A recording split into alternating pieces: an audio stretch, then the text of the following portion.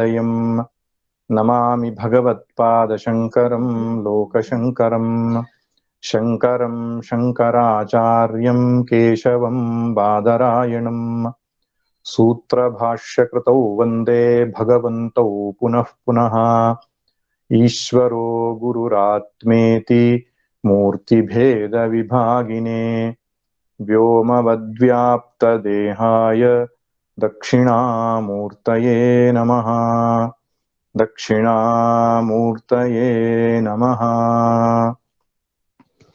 ॐ पार्थाय प्रतिबोधितां भगवता नारायणेन स्वयं व्यासेन ग्रथितां पुराणमुनिना मध्ये महाभारतम् अद्वैतामृतवर्षिणीं भगवतीम् अष्टादशाध्यायिनीम् अम्ब त्वामनुसन्दधामि भगवद्गीते भवद्वेषिणीम् भगवद्गीते भवद्वेषिणी।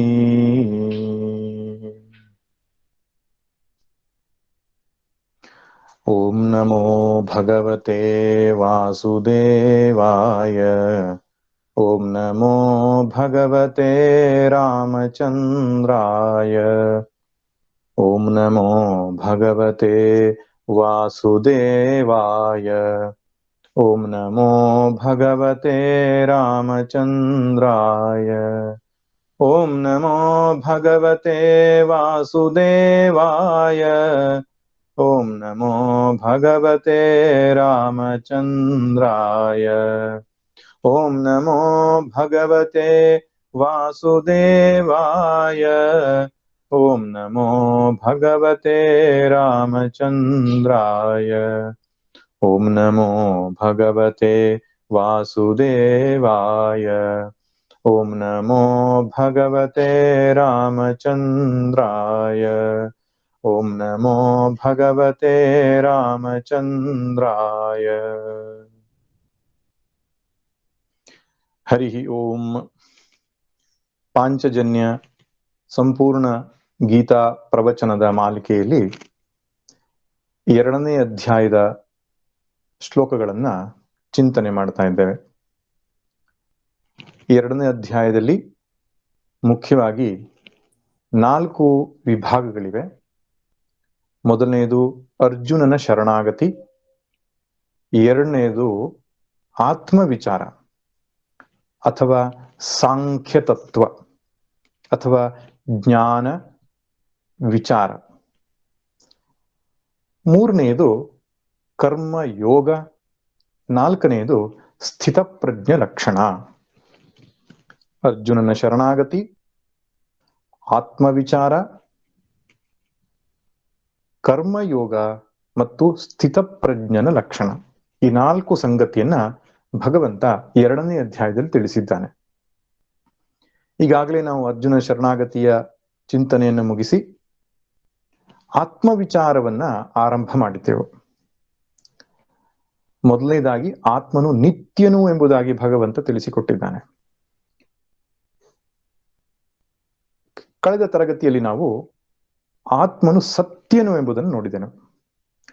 ಸತ್ಯತ್ವ ಅಂದ್ರೆ ಯದ್ರೂಪೇಣ ಯನ್ನಿಶ್ಚಿತಂ ತದ್ರೂಪಂ ನ ವ್ಯಭಿಚರತೀತಿ ಸತ್. ಒಂದು ವಸ್ತುವಿಗೆ ಹೀಗಿದೆ ಅದರ ಸ್ವಭಾವ ಅಂತ ನಿಶ್ಚಯ ಮಾಡಿದ ಮೇಲೆ ಅದು ಎಂದೆಂದೂ ಬದಲಾಗದೆ ಇದ್ದರೆ ಅದಕ್ಕೆ ಸತ್ ಅಂತ ಕರೀತಾರೆ. ಒಂದು ವಸ್ತು ಹೀಗೆ ಅಂತ ಒಂದು ನಿಶ್ಚಯ ಮಾಡಿದ ಮೇಲೆ ಅದು ಬದಲಾಗ್ತಾ ಇದ್ರೆ ಅದಕ್ಕೆ ಅಸತ್ ಅಂತ ಹೇಳ್ತಾರೆ. ನಾವು ಜಗತ್ನಲ್ಲೂ ಹಾಗೆ ತಾನೆ. ಒಬ್ಬ ವ್ಯಕ್ತಿಗೆ ಸತ್ಯವಂತ ಅಂತ ಹೇಗೆ ಹೇಳ್ತೇವೆ? ಅವನು ಹೀಗೆ, ಅವನ ಸ್ವಭಾವ ಹೀಗೆ, ಅವನ ಗುಣಧರ್ಮ ಹೀಗೆ ಅಂತ ನಾವು ಒಮ್ಮೆ ನಿಶ್ಚಯ ಮಾಡಿದ ಮೇಲೆ ಯಾವಾಗ್ಲೂ ಅವನು ಹಾಗೆ ಇರ್ತಾನೆ, ಸತ್ಯವಂತ ಅಂತ ಹೇಳ್ತೇವೆ ನಾವು. ಇಲ್ಲಪ್ಪ, ಅವನು ಏನ್ ಹೇಳಿದ್ರು ಅದರ ಮಾತಿನಲ್ಲಿ ಬದಲಾವಣೆ ಮಾಡಲ್ಲ, ಅವನು ಹೇಗೆ ಹೇಳ್ತಾನೋ ಹಾಗೇ ಬದುಕುತ್ತಾನೆ, ಅವನ ಬದುಕು ಹೇಗಿದೆಯೋ ಮಾತು ಹಾಗಿರುತ್ತೆ ಅಂತ ಹೇಳಿದ್ರೆ ಸತ್ಯವಂತ ಅಥವಾ ಪ್ರಾಮಾಣಿಕ ಅಂತ ನಾವು ಕರಿತೇವೆ. ಮಾತಿನಲ್ಲಿ ಸತ್ಯವಂತ, ನಡತೆಯಲ್ಲಿ ಸತ್ಯತೆ ಇದ್ರೆ ಪ್ರಾಮಾಣಿಕತೆ ಅಂತ ಕರಿತೇವೆ ನಾವು.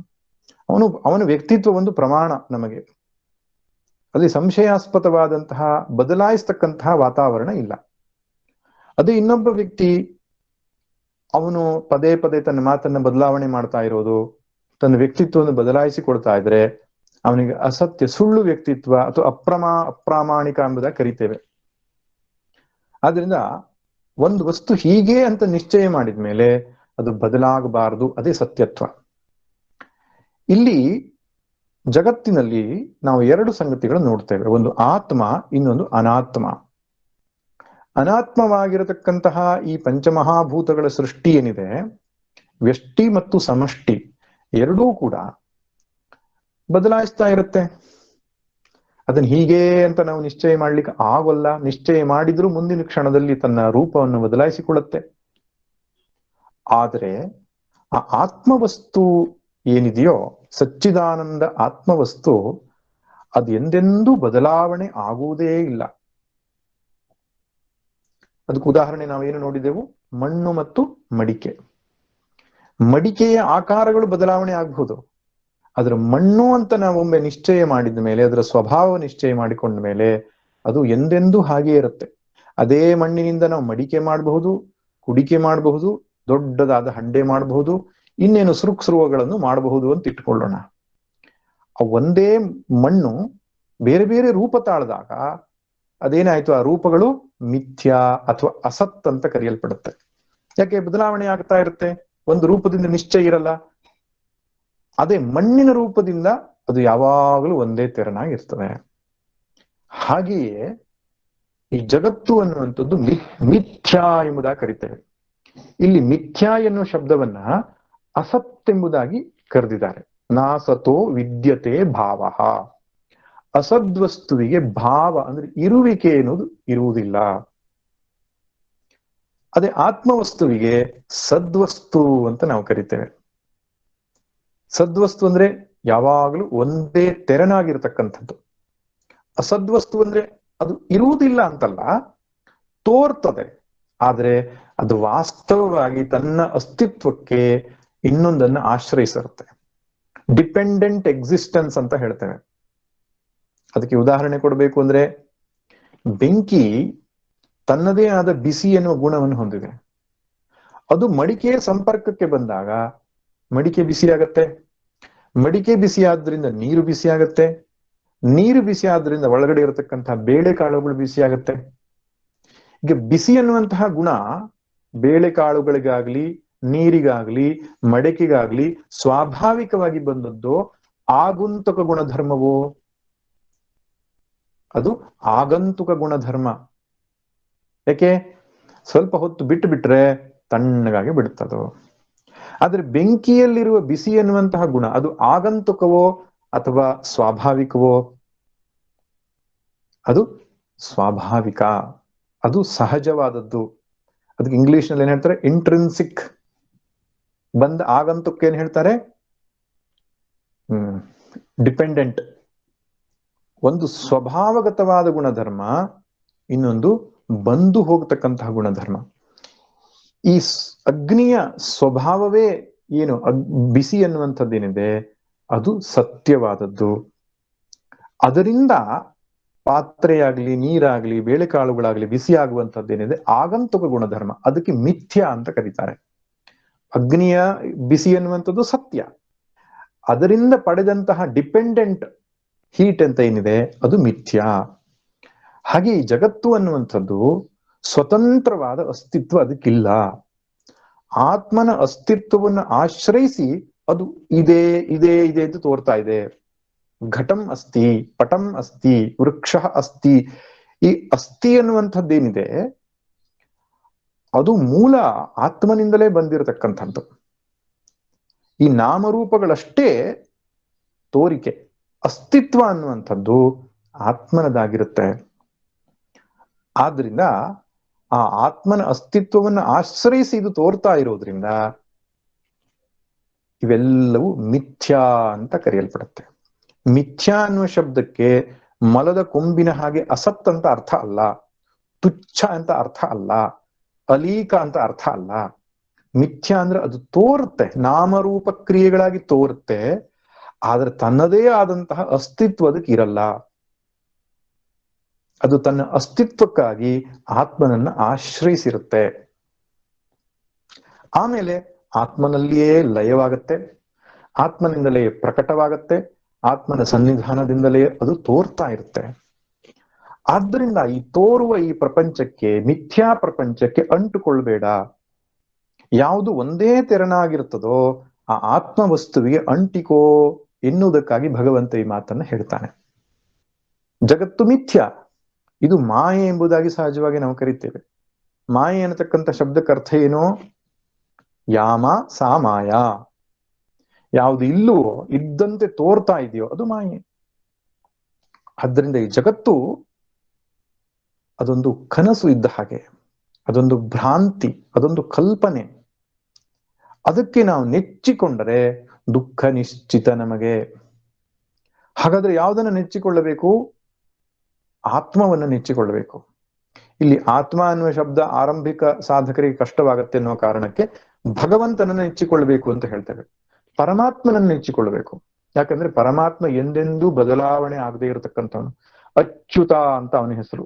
ಅವನು ತನ್ನ ಸ್ಥಾನದಿಂದ ಎಂದೆಂದೂ ಚ್ಯುತನಾಗುವುದೇ ಇಲ್ಲ. ಅಂತಹ ಭಗವಂತನಿಗೆ ಯಾರು ಶರಣಾಗತರಾಗ್ತಾರೋ, ಭಗವಂತನನ್ನ ಆಶ್ರಯಿಸ್ತಾರೋ ಅವರ ಶಾಂತಿ ಸಮಾಧಾನ ನಿಶ್ಚಿತವಾಗ್ತದೆ. ಯಾರು ಪ್ರಪಂಚದ ವ್ಯಕ್ತಿಗಳನ್ನ, ವಸ್ತುಗಳನ್ನ, ಸನ್ನಿವೇಶಗಳನ್ನ ತನ್ನ ಸುಖಕ್ಕಾಗಿ ಆಶ್ರಯಿಸಿರ್ತಾರೋ ಅವರು ನಿಶ್ಚಿತವಾಗಿ ದುಃಖವನ್ನು ಅನುಭವಿಸಬೇಕಾಗ್ತದೆ. ಕ್ಷಣಕಾಲ ಸುಖದ ಅನುಭೂತಿಯಾದರೂ ಕೂಡ ಅದು ಸತ್ಯವಲ್ಲದೇ ಇರೋದ್ರಿಂದ, ಪ್ರಪಂಚ ಮಿಥ್ಯಾ ಆಗಿರೋದ್ರಿಂದ, ಅದು ಮಾಯೆ ಆಗಿರೋದ್ರಿಂದ ಸಹಜವಾಗಿ ತನ್ನ ರೂಪವನ್ನು ಬದಲಾಯಿಸ್ತಾನೆ ಇರ್ತದೆ. ಆದ್ದರಿಂದ ಶಾಸ್ತ್ರಗಳು ಮತ್ತೆ ಮತ್ತೆ ನಮಗೆ ಹೇಳುತ್ತದೆ ಏನಪ್ಪಾ ಅಂದ್ರೆ, ಭಗವಂತನಿಗೆ ಶರಣಾಗು. ನಿನ್ನ ಸುಖ, ನಿನ್ನ ಸುರಕ್ಷೆ, ನಿನ್ನ ಶಾಂತಿ ಭಗವಂತನಿಂದ ಬರಲಿ. ಪ್ರಪಂಚದ ಆಗಂತುಕ ಗುಣಧರ್ಮ ಇರೋದ್ರಿಂದ ಅದರ ಮೇಲೆ ಆಶ್ರಯಿಸಬೇಡ ಅಂತ. ಪ್ರಪಂಚದಲ್ಲಿ ನೀನು ನಂಬಬೇಡ, ಪ್ರಪಂಚದಲ್ಲಿ ಕೆಲಸ ಮಾಡಬೇಡ ಅಂತ ಹೇಳ್ತಿಲ್ಲ. ಸುಖಕ್ಕಾಗಿ, ಸುರಕ್ಷೆಗಾಗಿ ಪ್ರಪಂಚವನ್ನ ಆಶ್ರಯಿಸಬೇಡ ಅಂತ. ಈಗ ಕಾರ್ಡ್ ಬೋರ್ಡ್ ಇಂದ ಮಾಡಿರತಕ್ಕಂಥ ಒಂದು ಕುರ್ಚಿ ಇರುತ್ತೆ ಅಂತ ಇಟ್ಕೊಳ್ಳೋಣ. ಕಾರ್ಡ್ ಬೋರ್ಡ್ ಇಂದ ಮಾಡಿರತಕ್ಕಂಥ ಕುರ್ಚಿ ನೋಡ್ಲಿಕ್ಕೆ ಚೆನ್ನಾಗಿರ್ತದೆ. ಅದರಲ್ಲಿ ಹ್ಯಾಂಡ್ಲ್ ಇರ್ತದೆ, ಲೆಗ್ ಇರ್ತದೆ, ಕೂತ್ಕೊಳ್ಳೋ ಬೇಸ್ ಇರುತ್ತೆ, ಎಲ್ಲ ಇರುತ್ತೆ. ಆದ್ರ ಮೇಲೆ ಕೂತ್ಕೊಂಡ್ರೆ ಮಾತ್ರ ಅದು ಮುರಿದು ಹೋಗ್ತದೆ. ಅದು ನೋಡ್ಲಿಕ್ಕಷ್ಟೇ ಇಟ್ಕೊಳ್ಬೇಕು ಹೊರತು ಕೂತ್ಕೊಳ್ಲಿಕ್ಕೆ ಹೋಗ್ಬಾರ್ದು ಅದ್ರ ಮೇಲೆ. ಹಾಗೆ ಈ ಪ್ರಪಂಚ ಅನ್ನತಕ್ಕಂಥ ಮಾಯೆ ಏನಿದೆ, ವ್ಯವಹಾರಕ್ಕಷ್ಟೇ ಸೀಮಿತ ಮಾಡಬೇಕು, ಇದನ್ನ ಆಶ್ರಯಿಸಬಾರದು. ಯಾರು ಸಂಪೂರ್ಣ ಜಗತ್ತನ್ನೇ ಆಶ್ರಯಿಸಿ, ವ್ಯಕ್ತಿಗಳನ್ನ, ವಸ್ತುಗಳನ್ನ, ಸನ್ನಿವೇಶಗಳನ್ನ ಆಶ್ರಯಿಸಿ ಬದುಕ್ತಾ ಇರ್ತಾರೋ ಅವರಿಗೆ ಶಾಂತಿ ಸಮಾಧಾನ ಸಾಧ್ಯವಿಲ್ಲ. ಕ್ಷಣಿಕವಾದ ಸುಖ. ಆದರೆ ಯಾರು ಭಗವಂತನನ್ನ ಆಶ್ರಯಿಸ್ತಾರೋ ತನ್ನ ಸುಖ, ಶಾಂತಿ, ಸುರಕ್ಷಿತತೆಗಾಗಿ ನಿಶ್ಚಿತವಾಗಿ ಶಾಶ್ವತ ಸುಖ ನೆಮ್ಮದಿಯವರಿಗೆ ಸಿಗತ್ತೆ ಎಂಬುದಾಗಿ ಹೇಳ್ತಾರೆ. ರಾಮಕೃಷ್ಣ ಪರಮಹಂಸರು ಕೂಡ ಈ ಬಗೆಗೆ ಒಂದು ಕಥೆಯನ್ನ ಹೇಳ್ತಾ ಇದ್ರು. ಒಬ್ಬ ಮೀನುಗಾರ ಸಮುದ್ರದಲ್ಲಿ ಮೀನು ಹಿಡಿಲಿಕ್ಕೆ ಹೋಗ್ತಾನೆ. ತನ್ನ ಬಲೆಯನ್ನು ಉದ್ದಕ್ಕೆ ಬೀಸಿದಾಗ ಮೀನುಗಾರನಿಂದ ದೂರ ಇರತಕ್ಕಂಥ ಮೀನುಗಳೆಲ್ಲ ಬಲೆಯಲ್ಲಿ ಸಿಕ್ಕಾಕೊಂಡು ಬೀಳತ್ತಂತೆ. ಆದ್ರೆ ಕೆಲವು ಮೀನುಗಳು ಬಲೆಯಲ್ಲಿ ಸಿಕ್ಕಾಕೊಂಡು ಬೀಳೋದೇ ಇಲ್ಲ. ಅವು ಯಾವಪ್ಪ ಅಂದ್ರೆ ಮೀನುಗಾರನ ಕಾಲ ಬುಡದಲ್ಲಿ ಇರತಕ್ಕಂಥ ಮೀನುಗಳು. ಮೀನುಗಾರನ ಕಾಲ ಬುಡದಲ್ಲಿರ್ತಕ್ಕಂಥ ಮೀನುಗಳು ಬಲೆಯಲ್ಲಿ ಸಿಕ್ಕಾಕೊಂಡು ಬೀಳಲ್ಲ. ದೂರದಲ್ಲಿರ್ತಕ್ಕಂಥ ಮೀನುಗಳು ಸಿಕ್ಕಾಕೊಂಡು ಬೀಳ್ತವೆ. ಅದಕ್ಕೆ ರಾಮಕೃಷ್ಣರು ಹೇಳ್ತಾ ಇದ್ರು, ಯಾರು ಭಗವಂತನಿಗೆ ಶರಣಾಗಿದ್ದಾರೋ ಅವರು ಮಾಯೆಗೆ ಸಿಲುಕುವುದಿಲ್ಲ. ಯಾರು ಭಗವಂತನ ದೂರ ಇದ್ದಾರೋ, ಪ್ರಪಂಚವನ್ನ ಆಶ್ರಯಿಸಿದ್ದಾರೋ ಅವರು ನಿಶ್ಚಿತವಾಗಿ ಮಾಯೆಯ ಬಲೆಗೆ ಸಿಲುಕ್ತಾರೆ. ಸುಖ, ದುಃಖ, ಲಾಭ, ನಷ್ಟ, ಜಯ, ಅಪಜಯ, ಮಾನ, ಅಪಮಾನ ಈ ಹೊಡೆತದಲ್ಲಿ ನಲುಗುತ್ತಾರೆ. ಅದಕ್ಕೆ ಸತ್ ಮತ್ತು ಅಸತ್ ವಿವೇಕವನ್ನು ಮಾಡುವುದು ಯಾಕಂದ್ರೆ ಅಸತ್ ಅನ್ನುವಂಥದ್ದು ಬರೀ ತೋರಿಕೆ ಮಾತ್ರ. ಸದ್ವಸ್ತು ಮಾತ್ರವೇ ಯಾವಾಗಲೂ ಇರತಕ್ಕಂಥದ್ದು. ನಾ ಅಸತಃ ಭಾವ ವಿದ್ಯತೆ. ಅಸದ್ವಸ್ತುವಿಗೆ ಇರುವಿಕೆ ಎಂಬುದೇ ಇಲ್ಲ, ಅದು ತೋರ್ತಾ ಇದೆ ಅಷ್ಟೇನೆ. ಆದ್ರೆ ಸದ್ವಸ್ತುವಿಗೆ ಇಲ್ಲದಿರುವಿಕೆ ಇಲ್ಲ ಅಂದ್ರೆ ಯಾವಾಗಲೂ ಇರುತ್ತದೆ ಅಂತ. ಈ ಶ್ಲೋಕದಲ್ಲಿ ಭಾವ ಅರ್ಥಕವಾದ ಧಾತುವನ್ನು 3 ಧಾತು ಬಳಸಿದ್ದಾರೆ. ಸದ್ ಒಂದು, ಭೂ ಸತ್ತಾಯಾಮ್ ಒಂದು, ಆಮೇಲೆ ವಿದ್ ಅನ್ನೋ ಸಪ್ತಾಯಾಮ್ ಅರ್ಥದಲ್ಲಿ, ಅಂದ್ರೆ ಸದ್ ಧಾತುವಿಗೂ ಇರುವಿಕೆ ಅಂತ ಅರ್ಥ, ಭೂ ಧಾತುವಿಗೂ ಇರುವಿಕೆ ಅಂತ ಅರ್ಥ, ಆಮೇಲೆ ವಿದ್ಯತೆ ವಿದ್ ಧಾತುವಿಗೂ ಇರುವಿಕೆ ಅಂತ ಅರ್ಥ. ಇಲ್ಲದಿರುವಿಕೆಗೆ ಇರುವಿಕೆ ಇಲ್ಲ ಇರುವುದಿಲ್ಲ, ಇರುವಿಕೆಗೆ ಇಲ್ಲದಿರುವಿಕೆ ಇರುವುದಿಲ್ಲ, ಈ ರೀತಿ ಅರ್ಥ ಆಗ್ತದೆ ಅದು. ಒಟ್ಟಿನಲ್ಲಿ ತತ್ವಶಾಸ್ತ್ರದ ದೃಷ್ಟಿಯಿಂದ, ಅದ್ವೈತ ವೇದಾಂತದ ದೃಷ್ಟಿಯಿಂದ ಬಹಳ ಮುಖ್ಯವಾದಂತಹ ಒಂದು ನಿಲುವು ಇದು. ಒಂದೇ ವಸ್ತು ಶಾಶ್ವತವಾದ್ದು, ಪರಬ್ರಹ್ಮ ವಸ್ತು, ಅದುವೇ ಜಗಜ್ಜೀವ ರೂಪದಿಂದ ತೋರುತ್ತಾ ಇದೆ, ತೋರುವಿಕೆ ಎನ್ನುವಂಥದ್ದು ಮಿಥ್ಯಾ ಎಂಬಂತ ಮಾತು. ಈ ದೃಷ್ಟಿ ಯಾವನಿಗಿರ್ತದೋ ಅವನಿಗೆ ದರ್ಶಿ ಎಂಬುದಾಗಿ ಕರೀತಾರೆ. ಅಸದ್ ಮತ್ತು ಸತ್ತಿನ ವಿವೇಕವನ್ನು ಮಾಡಿ ಸದ್ವಸ್ತುವನ್ನೇ ಆಶ್ರಯಿಸಿ ಅಸದ್ವಸ್ತುವಿನೆಡೆಗೆ ಬೆನ್ನು ಮಾಡಿದವನು, ಅಥವಾ ಅಸದ್ವಸ್ತುವಿನ ಲಿಮಿಟೇಷನ್ ಅನ್ನ, ಪರಿಮಿತತೆಯನ್ನು ಅರ್ಥ ಮಾಡಿಕೊಂಡವನು ತತ್ವದರ್ಶಿ ಎಂಬುದಾಗಿ ಕರೆದಿದ್ದಾರೆ. ಆದ್ದರಿಂದ ಅರ್ಜುನ, ನೀನು ತತ್ವದರ್ಶಿಯಾಗು ಎಂಬ ಸಂದೇಶವನ್ನು ಕೊಡ್ತಾ ಮುಂದಿನ ಲಕ್ಷಣ ಆತ್ಮನು ಸರ್ವವ್ಯಾಪಕನು ಎಂಬುದಾಗಿ ತಿಳಿಸ್ತಾ ಇದ್ದಾನೆ. ಇಲ್ಲಿವರೆಗೆ ನಾವು 2 ಲಕ್ಷಣವನ್ನು ನೋಡಿದೆವು, ಆತ್ಮನು ನಿತ್ಯನು ಮತ್ತು ಆತ್ಮನು ಸತ್ಯನು. ಮುಂದಿನ ಶ್ಲೋಕದಲ್ಲಿ ಆತ್ಮನು ಎಲ್ಲೆಲ್ಲೂ ತುಂಬಿಕೊಂಡಿರುವವನು ಎಂಬುದನ್ನ ಹೇಳ್ತಾರೆ. ಅವಿನಾಶಿತು ತದ್ವಿದ್ಧಿ ಯೇನ ಸರ್ವಮಿದಂ ತತಂ ವಿನಾಶಮವ್ಯಯಸ್ಯಾಸ್ಯ ನ ಕಶ್ಚಿತ್ ಕರ್ತುಮರ್ಹತಿ. ಈ ಆತ್ಮನನ್ನ ಅವಿನಾಶಿ ಎಂಬುದಾಗಿ ತಿಳಿದುಕೋ. ಅವಿನಾಶಿ ಅಂದ್ರೆ ಎಂದೆಂದೂ ನಾಶವಿಲ್ಲದವನು ಅಂತ. ದೇಹ ನಾಶವಾಗುತ್ತದೆ, ಮನಸ್ಸು ಬದಲಾವಣೆ ಆಗ್ತದೆ, ಬುದ್ಧಿ ಬದಲಾವಣೆ ಆಗ್ತದೆ, ಅಹಂಕಾರ ಬದಲಾವಣೆ ಆಗ್ತದೆ. ಆದರೆ ಆತ್ಮನು ಬದಲಾಗದೇ ಇರತಕ್ಕಂಥವನು, ನಾಶ ಇಲ್ಲದೆ ಇರತಕ್ಕಂಥವನು. ಇದಕ್ಕೆ ಏನು ಕಾರಣ? ಏನ ಸರ್ವಮಿದಂ ತತಂ. ಈ ಆತ್ಮನು ದೇಹಕ್ಕಷ್ಟೇ ಸೀಮಿತವಾದವನಲ್ಲ, ಸರ್ವಮಿದಂ ತತಂ. ಏನೇನು ನೋಡ್ತೇವೋ, ಕೇಳ್ತೇವೋ, ಅನುಭವಿಸ್ತೇವೋ ಇದೆಲ್ಲವೂ ಆತ್ಮನಿಂದಲೇ ವ್ಯಾಪಿಸಲ್ಪಟ್ಟಿದೆ. ಆತ್ಮನು ಇಲ್ಲದೇ ಇರತಕ್ಕಂತಹ ಜಾಗವೇ ಇಲ್ಲ, ಎಲ್ಲೆಲ್ಲೂ ತುಂಬಿದ್ದಾನೆ. ಅದಕ್ಕೆ ಸರ್ವ ವ್ಯಾಪಕತ್ವ ಅಂತ ಹೇಳ್ತಾರೆ. ನಿತ್ಯತ್ವ, ಸತ್ಯತ್ವ, ಸರ್ವ ವ್ಯಾಪಕತ್ವ. ಈ ಆತ್ಮ ಅನ್ನತಕ್ಕಂಥ ಶಬ್ದ ನಾವು ವೇದಾಂತದಲ್ಲಿ ಆತ್ಮ ಅಥವಾ ಬ್ರಹ್ಮ ಅಂತ ಬಳಸ್ತೇವಲ್ಲ, ಅದನ್ನೇ ಭಕ್ತಿ ಶಾಸ್ತ್ರಗಳಲ್ಲಿ ಪರಮಾತ್ಮ ಎಂಬುದಾಗಿ ಹೇಳ್ತಾರೆ. ವಿಷ್ಣು, ಶಿವ, ರಾಮ, ಕೃಷ್ಣ ಅಂತ ನಾವು ಪುರಾಣಗಳಲ್ಲಿ ಕರೆಯುವುದನ್ನೇ ವೇದಾಂತದಲ್ಲಿ ಆತ್ಮ ಅಂತ ಕರೀತಾರೆ ಅಷ್ಟೇ. ಆದ್ರಿಂದ ಆತ್ಮ ಅಂತ ಇನ್ಯಾವುದೋ ಒಂದು ವಸ್ತು ಇದೆ, ಯಾವ್ದ್ರದೋ ಬಗ್ಗೆ ಹೇಳ್ತಿದ್ದಾರೆ ಅಂತ ಯೋಚಿಸಬಾರದು. ಇಲ್ಲಿ ಭಗವಂತನ ಬಗ್ಗೆ ಹೇಳ್ತಾ ಇರೋದು, ಮತ್ತು ನನ್ನ ನಿಜ ಸ್ವರೂಪ ಅದು ಎಂಬುದಾಗಿ. ಭಗವಂತನ ಲಕ್ಷಣವೇ ನನ್ನ ನಿಜ ಸ್ವರೂಪವಾಗಿದೆ ಎಂಬ ಅರ್ಥದಲ್ಲಿ ನಾವು ಆತ್ಮ ಎಂಬ ಶಬ್ದವನ್ನ ಮನಸ್ಸಲ್ಲಿಟ್ಟುಕೊಳ್ಬೇಕು. ಆತ್ಮ ಅನ್ನೋದು ಎಲ್ಲೋ ಒಂದು ಮೂಲೆಯಲ್ಲಿರ್ತಕ್ಕಂಥ ಬೆಳಕು ಎಂಬ ಅರ್ಥದಲ್ಲ, ಆ ಪರಮಾತ್ಮ ವಸ್ತುವೇ ಆತ್ಮ. ನೋಡಿ, ನಾವು ವಿಷ್ಣು ಅಂತ ಕರಿತೇವೆ ಅಲ್ವಾ? ವಿಷ್ಣು ಅನ್ನುವ ಶಬ್ದಕ್ಕೆ ಏನರ್ಥ? ವಿಶುಲ್ರು ವ್ಯಾಪನೆ ಧಾತು. ವಿಶ್ವಂ ವಿಷ್ಣುರ್ವಷಟ್ಕಾರೋ ಭೂತ ಭವ್ಯ ಭವ. ವಿಷ್ಣು ಅನ್ನುವ ಶಬ್ದಕ್ಕರ್ಥ ಎಲ್ಲ ಕಡೆ ತುಂಬಿಕೊಂಡಿರುವುದು ಅಂತ ಅರ್ಥ. ವಿಷ್ಣು ಅಂದ್ರೆ ಎಲ್ಲೆಲ್ಲೂ ತುಂಬಿರುವವನು. ಭಾಗವತದಲ್ಲಿ ಹಿರಣ್ಯಕಶಿಪು ತನ್ನ ಮಗನಾದ ಪ್ರಹ್ಲಾದನು ಭಗವಂತನನ್ನು ನಂಬಿದ್ದಾನೆ ಎಂಬುದನ್ನ ತಿಳಿದು ಅವನನ್ನು ಪರೀಕ್ಷೆ ಮಾಡುವುದಕ್ಕೋಸ್ಕರ ಅನೇಕ ತೊಂದರೆಗಳನ್ನ ಮಾಡ್ತಾನೆ. ಕೊನೆಗೆ ತಾನೇ ಖುದ್ದಾಗಿ ಅವನಿಗೆ ಪ್ರಶ್ನೆ ಕೇಳ್ತಾನೆ, ಎಲ್ಲಿದ್ದಾನೆ ನಿನ್ನ ವಿಷ್ಣು? ಎಲ್ಲೆಲ್ಲೂ ಇದ್ದಾನೆ. ಅವನು ಭಗವಾನ್ ವಾಸುದೇವ. ವಾಸುದೇವ ಅಂತಕ್ಕಂಥ ಶಬ್ದಕ್ಕೆ ಅರ್ಥವು ಎಲ್ಲೆಲ್ಲೂ ತುಂಬಿರುವವನು ಅಂತ. ವಸತಿ ಇತಿ ವಾಸುಹು. ಎಲ್ಲ ಕಡೆ ವಾಸಿಸಿದ್ದಾನೆ, ಎಲ್ಲ ಕಡೆ ತುಂಬಿಕೊಂಡಿದ್ದಾನೆ. ವಾಸನಾದ್ ವಾಸುದೇವ ವಾಸಿತಂತೆ ಜಗತ್ರಯಂ ಸರ್ವಭೂತ ನಿವಾಸೋಸಿ ವಾಸುದೇವ ನಮೋಸ್ತುತೆ ಎಂಬುದಾಗಿ ವಿಷ್ಣು ಸಹಸ್ರನಾಮದಲ್ಲಿ ಬರುತ್ತಲ್ಲ. ವಾಸನಾದ್ ವಾಸುದೇವ. ವಾಸನ ಅಂದ್ರೆ ಏನು? ವಸಧಾತುವಿಗೆ ಆಚ್ಛಾದನೆ ಅಂತ ಅರ್ಥ. ಎಲ್ಲ ಕಡೆ ಮುಚ್ಚಿರೋದು, ಎಲ್ಲ ಕಡೆ ತುಂಬಿಕೊಂಡಿರೋದು ಅಂತ ಅರ್ಥ. ವಾಸಿತಂತೆ ಜಗತ್ರಯಂ, 3 ಜಗತ್ತು ಕೂಡ ಅವನಿಂದಲೇ ತುಂಬಲ್ಪಟ್ಟಿದೆ. ಅಂತಹ ವಾಸುದೇವನು ಎಲ್ಲಿದ್ದಾನೆ ಅಂತ ಹೇಗೆ ಹೇಳೋದು? ಯಾಕೆ? ಎಲ್ಲೆಲ್ಲೂ ಇದ್ದಾನೆ ಅವನು, ಅವನಿಲ್ಲದ ಜಾಗವೇ ಇಲ್ಲ. ಹಿರಣ್ಯಕಶಿಪು ಕೇಳ್ತಾನೆ, ಈ ಕಂಬದಲ್ಲಿದ್ದಾನೋ? ಹೌದು, ಆ ಕಂಬದಲ್ಲೂ ಇದ್ದಾನೆ. ಒಡಿತಾನೆ ಕಂಬವನ್ನ, ಅಲ್ಲಿ ನರಸಿಂಹದೇವರು ಪ್ರಕಟ ಆಗ್ತಾನೆ.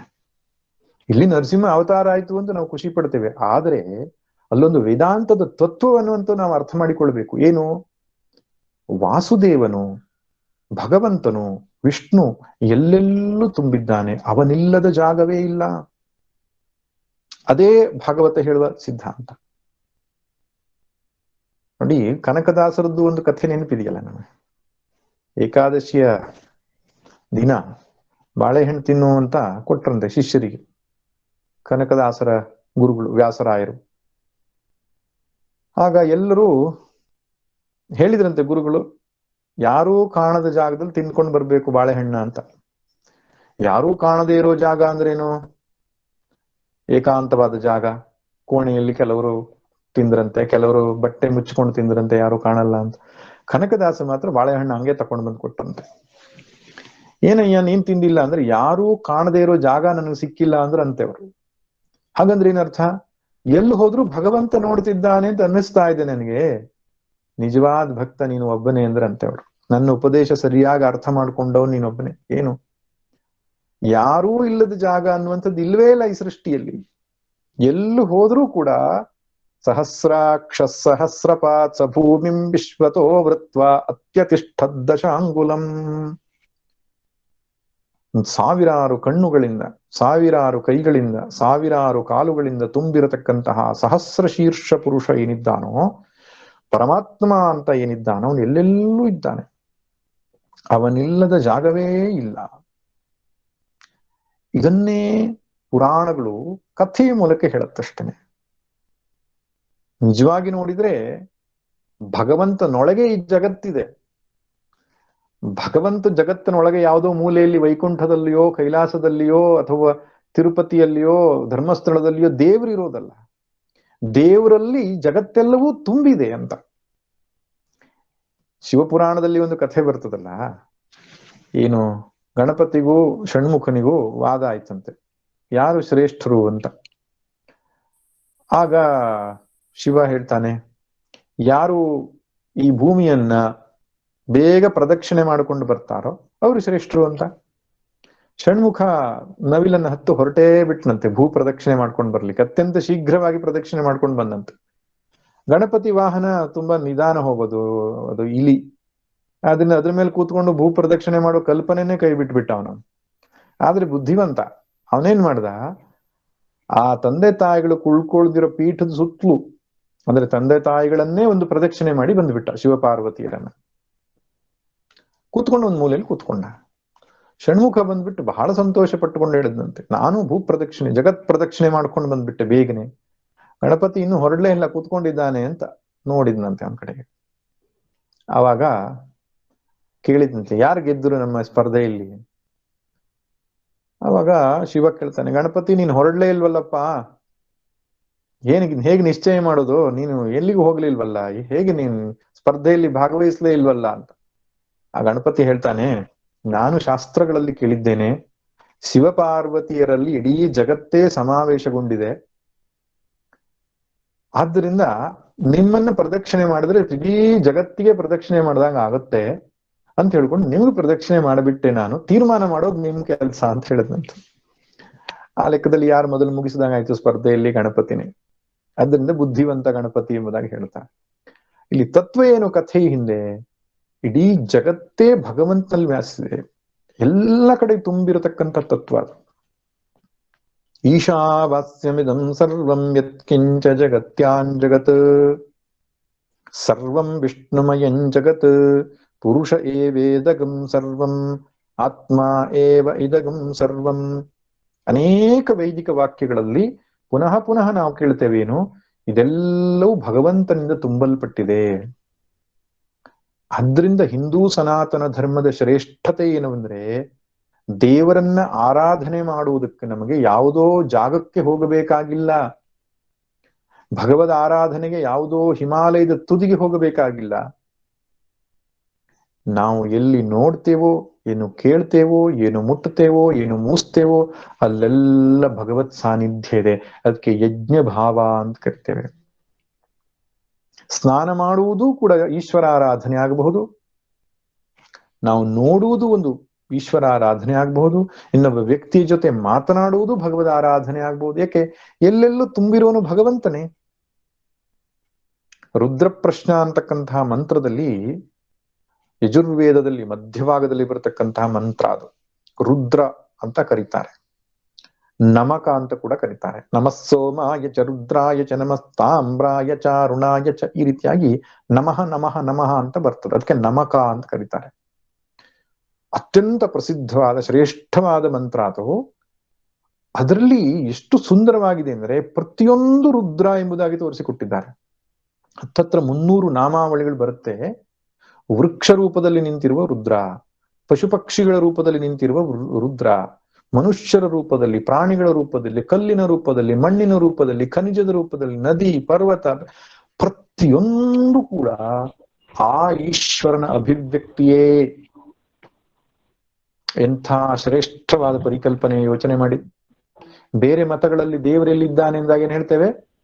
7ನೇ ಲೋಕದಲ್ಲಿ, 6ನೇ ಲೋಕದಲ್ಲಿ, ಸಾತ್ವಾ ಆಸ್ಮಾನವೇ, ಅಲ್ಲಿ ಕೂತ್ಕೊಂಡು ರಾಜನ ಹಾಗೆ ಜಗತ್ತನ್ನ ಕಂಟ್ರೋಲ್ ಮಾಡ್ತಾ ಇದ್ದಾನೆ ಎಂಬುದಾಗಿ ಹೇಳ್ತಾರೆ. ಹಿಂದೂ ಸನಾತನ ಧರ್ಮ ಅಣುರೇಣು ತನ್ನ ಕಾಷ್ಠಗಳಲ್ಲಿ ಗೋವಿಂದ ಅಂತ. ಸರ್ವವ್ಯಾಪಕವಾದ ತತ್ವ. ಸರ್ವವ್ಯಾಪಕ ಅಂದ್ರೇನು? ಎಲ್ಲೆಲ್ಲೂ ತುಂಬಿರತಕ್ಕಂತಹ ವಸ್ತು ಅಂತ. ಶಿವ ಅನ್ನತಕ್ಕಂಥ ಶಬ್ದಕ್ಕೂ ಅದೇ ಅರ್ಥ. ಶೀಂಗ್ ಸ್ವಪ್ನೇ ಧಾತುವಿಗೆ ಅಂದ್ರೆ ಎಲ್ಲೆಲ್ಲೂ ವ್ಯಾಪಿಸಿರ್ತಕ್ಕಂಥದ್ದು ಶಿವ ಅಂತ ಅರ್ಥ. ವಾಸುದೇವ ಇರ್ಲಿ, ರಾಮ ಇರ್ಲಿ, ಪ್ರತಿಯೊಂದು ಶಬ್ದದ ತಾತ್ಪರ್ಯ ನೀವು ಹುಡುಕ್ತಾ ಹೋದ್ರೆ ಅದು ಪರಬ್ರಹ್ಮವಾಚಕವಾಗಿರ್ತದೆ, ಆತ್ಮವಾಚಕವಾಗಿರ್ತದೆ. ಆದ್ದರಿಂದ ಇಲ್ಲಿ ಭಗವಂತ ಏನು ಹೇಳ್ತಿದ್ದಾನೆ? ಏನ ಸರ್ವಮಿದಂ ತತಂ. ತತ ಅಂದ್ರೆ ವ್ಯಾಪಿಸಿದೆ ಅಂತ. ಏನ ಅಂದ್ರೆ ಯಾವ ಆತ್ಮನಿಂದ ಇದೆಲ್ಲವೂ ವ್ಯಾಪಿಸಲ್ಪಟ್ಟಿದೆಯೋ ಅದು ಅವಿನಾಶಿ ಅಂತ ಹೇಳ್ತಾನೆ. ಆತ್ಮ ಅಂದ್ರೇನು? ನಾನು ಅಂತಕ್ಕಂಥ ತತ್ವ. ನಮ್ಮ ದೇಹ, ಮನಸ್ಸು, ಬುದ್ಧಿ, ಅಹಂಕಾರದ ಆಚೆಗಿರತಕ್ಕಂತಹ ಆ ಚೇತನ ವಸ್ತುವಿಗೆ ಆತ್ಮ ಅಂತ ಹೇಳ್ತೇವೆ. ಅದೇ ಪರಮಾತ್ಮ ಎಂಬುದಾಗಿ.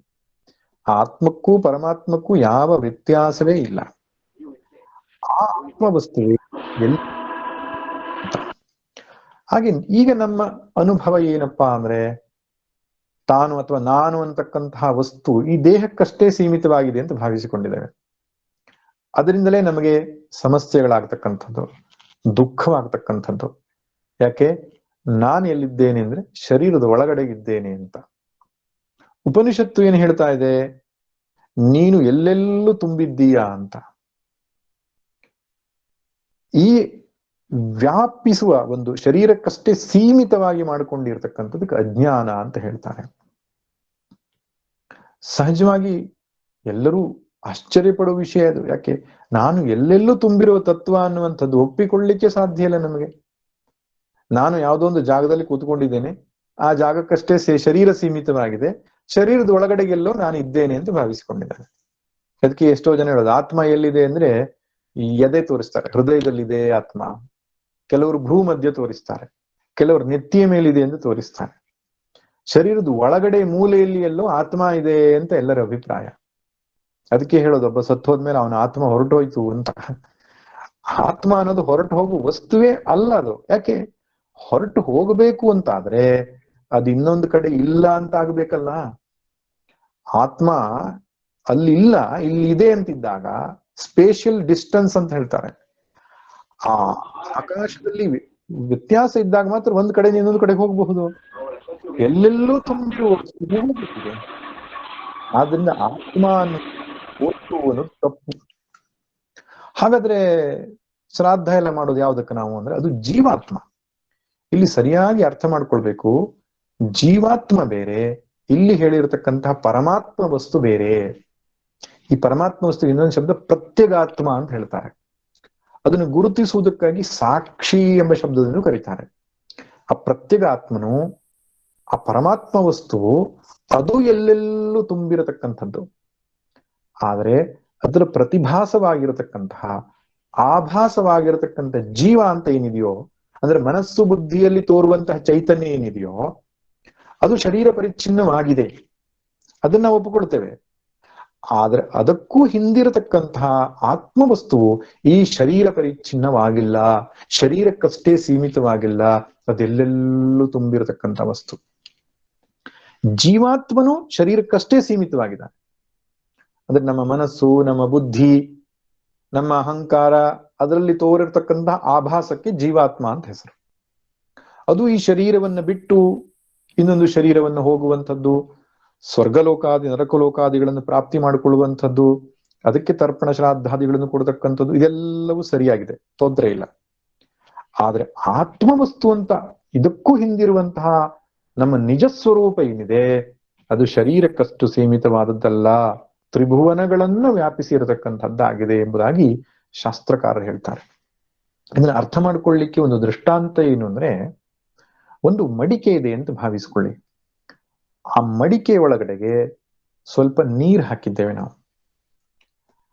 ಆ ಮಡಿಕೆಯ ಒಳಗಡೆ ಇರುವ ನೀರೇನಿದೆ ಅದನ್ನೇ ಸೂಕ್ಷ್ಮ ಶರೀರ ಅಥವಾ ಜೀವಾತ್ಮ ಅಂತ ಇಟ್ಟುಕೊಳ್ಳೋಣ. ಮಡಿಕೆ ಎನ್ನುವುದು ಸ್ಥೂಲ ಶರೀರ, ನಮ್ಮ ಈ ಶರೀರ ಅಂತ ಭಾವಿಸ್ಕೊಳ್ಳೋಣ. ಈಗ ಮಡಿಕೆ ಒಳಗಡೆ ಇರತಕ್ಕಂತಹ ನೀರನ್ನ ನಾವು ಒಂದು ಕಡೆಯಿಂದ ಇನ್ನೊಂದು ಕಡೆಗೆ ಕಳಿಸಬಹುದು ಅಲ್ವಾ? ಒಂದು ಮಡಿಕೆ ನೀರನ್ನ ಇನ್ನೊಂದು ಮಡಿಕೆಗೆ ಬಗ್ಗಿಸಿದಾಗ ನೀರ್ ಟ್ರಾನ್ಸ್ಫರ್ ಆಗತ್ತೆ, ಜೀವಾತ್ಮ ಟ್ರಾನ್ಸ್ಫರ್ ಆಗತ್ತೆ. ಆದರೆ ಆಕಾಶ ಅಂತಕ್ಕಂಥದ್ದು ಇದೆಯಲ್ಲ, ಸ್ಪೇಸ್, ಅದನ್ನೇನಾದ್ರೂ ನಾವು ಟ್ರಾನ್ಸ್ಫರ್ ಮಾಡಿದ್ದೇವಾ? ಮಡಿಕೆ ಒಳಗಡೆ ಇರತಕ್ಕಂಥ ಆಕಾಶವನ್ನ ಇನ್ನೊಂದು ಮಡಿಕೆಗೆ ಹಾಕ್ಲಿಕ್ಕೆ ಆಗತ್ತಾ ನಮಗೆ? ಇಲ್ಲ. ಯಾಕಿಲ್ಲ? ಅದು ಆಲ್ರೆಡಿ ಅಲ್ಲಿ ಇದೆ ಅದು ಅಂತ. ನಾವು ಮನೆ ಕಟ್ಟಿದ ತಕ್ಷಣ ಅಲ್ಲಿ ಸ್ಪೇಸ್ ಕ್ರಿಯೇಟ್ ಆಗೋದಲ್ಲ, ಸ್ಪೇಸ್ ಅನ್ನ ನಾವು ಲಿಮಿಟ್ ಮಾಡಿದೆವು, ಅದರಿಂದ ಮನೆಯ ಒಂದು ಮಠಾಕಾಶ ಅಂತ ಹೇಳ್ತಾರೆ. ಮನೆಯ ಒಳಗಡೆ ಒಂದು ಸ್ಪೇಸ್ ಇದ್ದ ಹಾಗೆ ಕಾಣಿಸುತ್ತೆ. ಮಡಿಕೆ ಮಾಡಿದ ಮೇಲೆ ಮಡಿಕೆ ಒಳಗಡೆ ಒಂದು ಅವಕಾಶ ಇದೆ ಅಂತ ಕಾಣಿಸುತ್ತೆ. ಆದ್ರೆ ಆಕಾಶ ಅನ್ನುವಂಥದ್ದು ಯಾವಾಗಲೂ ಎಲ್ಲೆಲ್ಲೂ ತುಂಬಿರುತ್ತೋ ಹಾಗೆ ಆತ್ಮನು ಎಂದೆಂದೂ ಎಲ್ಲೆಲ್ಲೂ ತುಂಬಿರತಕ್ಕಂಥ ವಸ್ತು.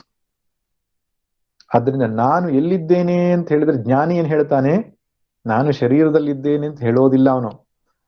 ನಾನು ಎಲ್ಲೆಲ್ಲೂ ತುಂಬಿದ್ದೇನೆ ಅನ್ನೋದು ಅವನ ಅನುಭವವಾಗಿರುತ್ತದೆ. ಅದಕ್ಕೆ ಸರ್ವಾತ್ಮ ಭಾವ ಅಂತ ಕೂಡ ಇರ್ತಾರೆ. ಸರ್ವವ್ಯಾಪಕತೆ, ಪ್ರತಿಯೊಂದು ವಸ್ತುವಿನಲ್ಲಿಯೂ ನಾನು ಅಂತಕ್ಕಂಥ ಭಾವ ಇರುತ್ತೆ.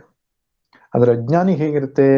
ಅವನು ಜೀವಾತ್ಮವನ್ನಷ್ಟೇ ನೋಡ್ಕೊಂಡಿರೋದ್ರಿಂದ ನಾನು ಶರೀರ ಪರಿಚ್ಛಿನ್ನನು, ನಾನು ಈ ಶರೀರದ ಒಳಗಡೆ ಇರುವನು ಅಂತ ಅನಿಸ್ತಾ ಇರ್ತದೆ. ಅದರ ವಾಸ್ತವ ಏನು? ಶರೀರ, ಮನಸ್ಸು, ಬುದ್ಧಿಗಳ ಎಲ್ಲವನ್ನು ಮೀರಿ, ಇಡೀ ಸೃಷ್ಟಿಯನ್ನ ಮೀರಿ ಅತ್ಯತಿಷ್ಠ ದಶಾಂಗುಲಂ ತುಂಬಿರತಕ್ಕಂಥ ತತ್ವ ನಾವಾಗಿದ್ದೇವೆ. ಅದನ್ನ ನೆನಪು ಮಾಡಿಕೊಳ್ತಾ ಭಗವಂತ ಹೇಳ್ತಾನೆ, ವಿನಾಶಮವ್ಯಯಸ್ಯಾಸ್ಯ ನ ಕಶ್ಚಿತ್ ಕರ್ತುಮರ್ಹಸಿ. ಇಂತಹ ಅವ್ಯಯ ವಸ್ತುವನ್ನ ಹೇಗೆ ವಿನಾಶ ಮಾಡುವುದು? ಸಾಧ್ಯವಿಲ್ಲ, ಯಾರಿಂದಲೂ ಸಾಧ್ಯವಿಲ್ಲ. ಭೀಷ್ಮರು, ದ್ರೋಣರು, ಕೃಪರು, ಕರ್ಣರು ಇವರೆಲ್ಲರೂ ಕೂಡ ದೇಹ ದೃಷ್ಟಿಯಿಂದ, ಜೀವಾತ್ಮ ದೃಷ್ಟಿಯಿಂದ ಪರಿಚ್ಛಿನ್ನರು ಹೌದು. ಒಂದು ಸ್ಪೇಸಿಗೆ ಅವರು ಲಿಮಿಟ್ ಆಗಿದ್ದಾರೆ, ಸರಿ. ಆದ್ರೆ ಆತ್ಮದೃಷ್ಟಿಯಿಂದ ನೋಡಿದರೆ ಎಲ್ಲೆಲ್ಲೂ ತುಂಬಿರುವವರು. ಅದಕ್ಕೆ ಅವರು ಅವ್ಯಯ ಎಂಬುದಾಗಿ ಕರೀತಾನೆ ಭಗವಂತ.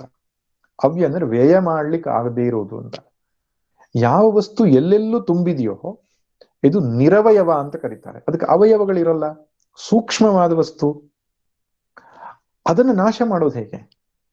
ಈ ಉದಾಹರಣೆಗೆ ಈ ಕಲ್ಲನ್ನು, ಮಣ್ಣನ್ನು ಒಡೆದು ಚೂರು ಮಾಡ್ಬಿಡ್ಬೋದು. ಯಾಕೆ? ಅದು ಸ್ಥೂಲವಾದ ವಸ್ತು. ಅದಕ್ಕಿಂತಲೂ ಸೂಕ್ಷ್ಮವಾದದ್ದು ನೀರು. ನೀರನ್ನು ನಾವು ಒಡೆಯೋದು ಕಷ್ಟ ಇದೆ. ಯಾಕೆ? ಸೂಕ್ಷ್ಮವಾಯ್ತಾ ಹೋಗ್ತು. ನೀರಿಗಿಂತಲೂ ಸೂಕ್ಷ್ಮವಾಗಿರೋದು ಬೆಂಕಿ. ಬೆಂಕಿಯನ್ನು ನೀವು ಖಡ್ಗದಿಂದ ಪ್ರಹಾರ ಮಾಡಿದರೆ ಕತ್ತರಿಸಿ ಹೋಗ್ತದ? ಇಲ್ಲ. ಬೆಂಕಿಗಿಂತಲೂ ಸೂಕ್ಷ್ಮವಾದ ವಸ್ತು ಗಾಳಿ. ಗಾಳಿಯನ್ನು ಕುಟ್ಟಿ ಪುಡಿ ಪುಡಿ ಮಾಡೋಣ, ನೋಡೋಣ. ಅದು ಗಾಳಿಯಲ್ಲಿ ಗುದ್ದಾಟ ಅಂತ ಹೇಳ್ತಾರಲ್ಲ, ಅದೇನು ಪ್ರಯೋಜನ ಆಗೋಲ್ಲ ಅಂತ. ಗಾಳಿಗಿಂತಲೂ ಸೂಕ್ಷ್ಮವಾದ ವಸ್ತು ಆಕಾಶ. ಈ ಆಕಾಶವನ್ನೇನಾದ್ರೂ ನಾವು ಹೊಡೆದಾಕ್ಲಿಕ್ಕೆ ಆಗತ್ತಾ? ಆಕಾಶಕ್ಕೇನಾದ್ರೂ ನಾವು ಪೆಟ್ಟು ಮಾಡ್ಲಿಕ್ಕೆ ಆಗ್ತದ? ನಾಶ ಮಾಡ್ಲಿಕ್ಕೆ ಆಗ್ತದ? ಸುಡ್ಲಿಕ್ಕಾಗತ್ತಾ, ತೋಯಿಸ್ಲಿಕ್ಕಾಗತ್ತಾ? ಮುಂದೆ ಬರುತ್ತೆ ಆ ಮಾತು. ಈ ಆಕಾಶವು ಸೂಕ್ಷ್ಮವಾಗಿದೆ ಅಂದ್ರೆ ನಿರವಯವವಾಗಿದೆ, ಅವ್ಯಕ್ತವಾಗಿದೆ, ಅವ್ಯಯವಾಗಿದೆ. ಆಕಾಶಕ್ಕಿಂತಲೂ ಸೂಕ್ಷ್ಮವಾದದ್ದು ಆತ್ಮ. ಅದನ್ನು ಹೇಗೆ ನಾಶ ಮಾಡ್ಲಿಕ್ಕಾಗ್ತದೆ? ಆದ್ರಿಂದ ಆತ್ಮನನ್ನ ಅರ್ಥ ಮಾಡಿಕೊಳ್ಬೇಕು ಅಂದ್ರೆ ಆಕಾಶವನ್ನ ನಾವು ಅರ್ಥ ಮಾಡಿಕೊಂಡ್ರೆ ಸಾಕು ಅಂತ. ಸಮೀಪದ ಎಕ್ಸಾಂಪಲ್, ದೃಷ್ಟಾಂತ ಅಂತ ಇದೆಯಲ್ಲ, ಆಕಾಶವು ಅತ್ಯಂತ ಹತ್ತಿರದ ದೃಷ್ಟಾಂತ ಆತ್ಮಕ್ಕೆ. ಆತ್ಮ ಹೇಗಿದ್ದಾನೆ ಅಂದ್ರೆ ಆಕಾಶ ಇದ್ದ ಹಾಗಿದ್ದಾನೆ.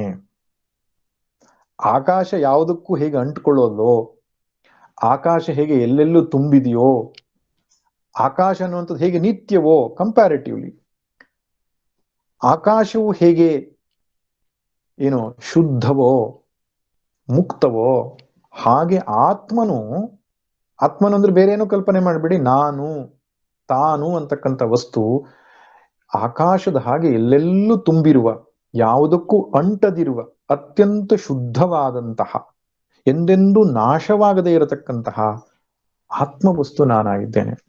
ಅದಕ್ಕೆ ವೇದದಲ್ಲೇ ಒಂದು ಮಾತು ಬರುತ್ತೆ, ಆಕಾಶವತ್ ಸರ್ವಗತಶ್ಚ ನಿತ್ಯ ಅಂತ. ಸರ್ವಗತನು ಆತ್ಮನು ಹೇಗೆ ಆಕಾಶದ ಹಾಗೆ ಅಂತ. ಎಲ್ಲದಕ್ಕೂ ಅವಕಾಶವನ್ನು ಕೊಟ್ಟು ತಾನು ಎಲ್ಲೆಲ್ಲೂ ತುಂಬಿದೆಯೋ ಹಾಗೆ ನಮ್ಮ ನಿಜ ಸ್ವಭಾವ ಸರ್ವವ್ಯಾಪಕವಾದದ್ದು ಎಂಬುದನ್ನ ಭಗವಂತ ನೆನಪಿಸಿಕೊಡ್ತಾ, ಆದ್ದರಿಂದ ಇವರು ಯಾರು ನಾಶವಾಗುವವರಲ್ಲ, ಯುದ್ಧ ಮಾಡು ನೀನು ಎಂಬುದಾಗಿ ಹೇಳ್ತಾನೆ. ಇನ್ನು ಮುಂದಿನ ಶ್ಲೋಕದಲ್ಲಿ ಆತ್ಮನು ಅಪ್ರಮೇಯನು ಎಂಬುದಾಗಿ ಹೇಳ್ತಾನೆ. ನೋಡಿ, ಇದೆಲ್ಲ ವಿಚಾರ ವೇದಾಂತ ಚಿಂತನೆ ಆಗಿರುವುದರಿಂದ ಸ್ವಲ್ಪ ಕ್ಲಿಷ್ಟ ಅಂತ ಅನ್ಸ್ಬೋದು. ಕೆಲವೊಂದು ಶ್ಲೋಕಗಳವರೆಗೆ ನಾವು ಸ್ವಲ್ಪ ತಿತಿಕ್ಷೆಯನ್ನ ಅಭ್ಯಾಸ ಮಾಡೋಣ. ನಂತರ ಮುಂದಕ್ಕೆ ಬರತಕ್ಕಂತಹ ಕರ್ಮಯೋಗದ ವಿಚಾರಗಳೆಲ್ಲ ತುಂಬಾ ರಮಣೀಯವಾಗಿರುತ್ತೆ, ನಿಮ್ಮ ನಿತ್ಯ ಜೀವನಕ್ಕೆ ಉಪಯುಕ್ತವಾಗಿರ್ತದೆ. ಇವು ಆತ್ಮ ವಿಚಾರ ಸಹಜವಾಗಿ ಆರಂಭದ ವಿದ್ಯಾರ್ಥಿಗಳಿಗೆ ಸ್ವಲ್ಪ ಕಷ್ಟ ಅಂತ ಅನ್ಸ್ಬೋದು, ಆದ್ರೂ ನಾವು ಚಿಂತನೆ ಮಾಡಲೇಬೇಕಾಗಿದೆ. ಮುಂದಿನ ಶ್ಲೋಕದಲ್ಲಿ ಆತ್ಮನ ಅಪ್ರಮೇಯತ್ವವನ್ನು ಹೇಳ್ತಿದ್ದಾನೆ.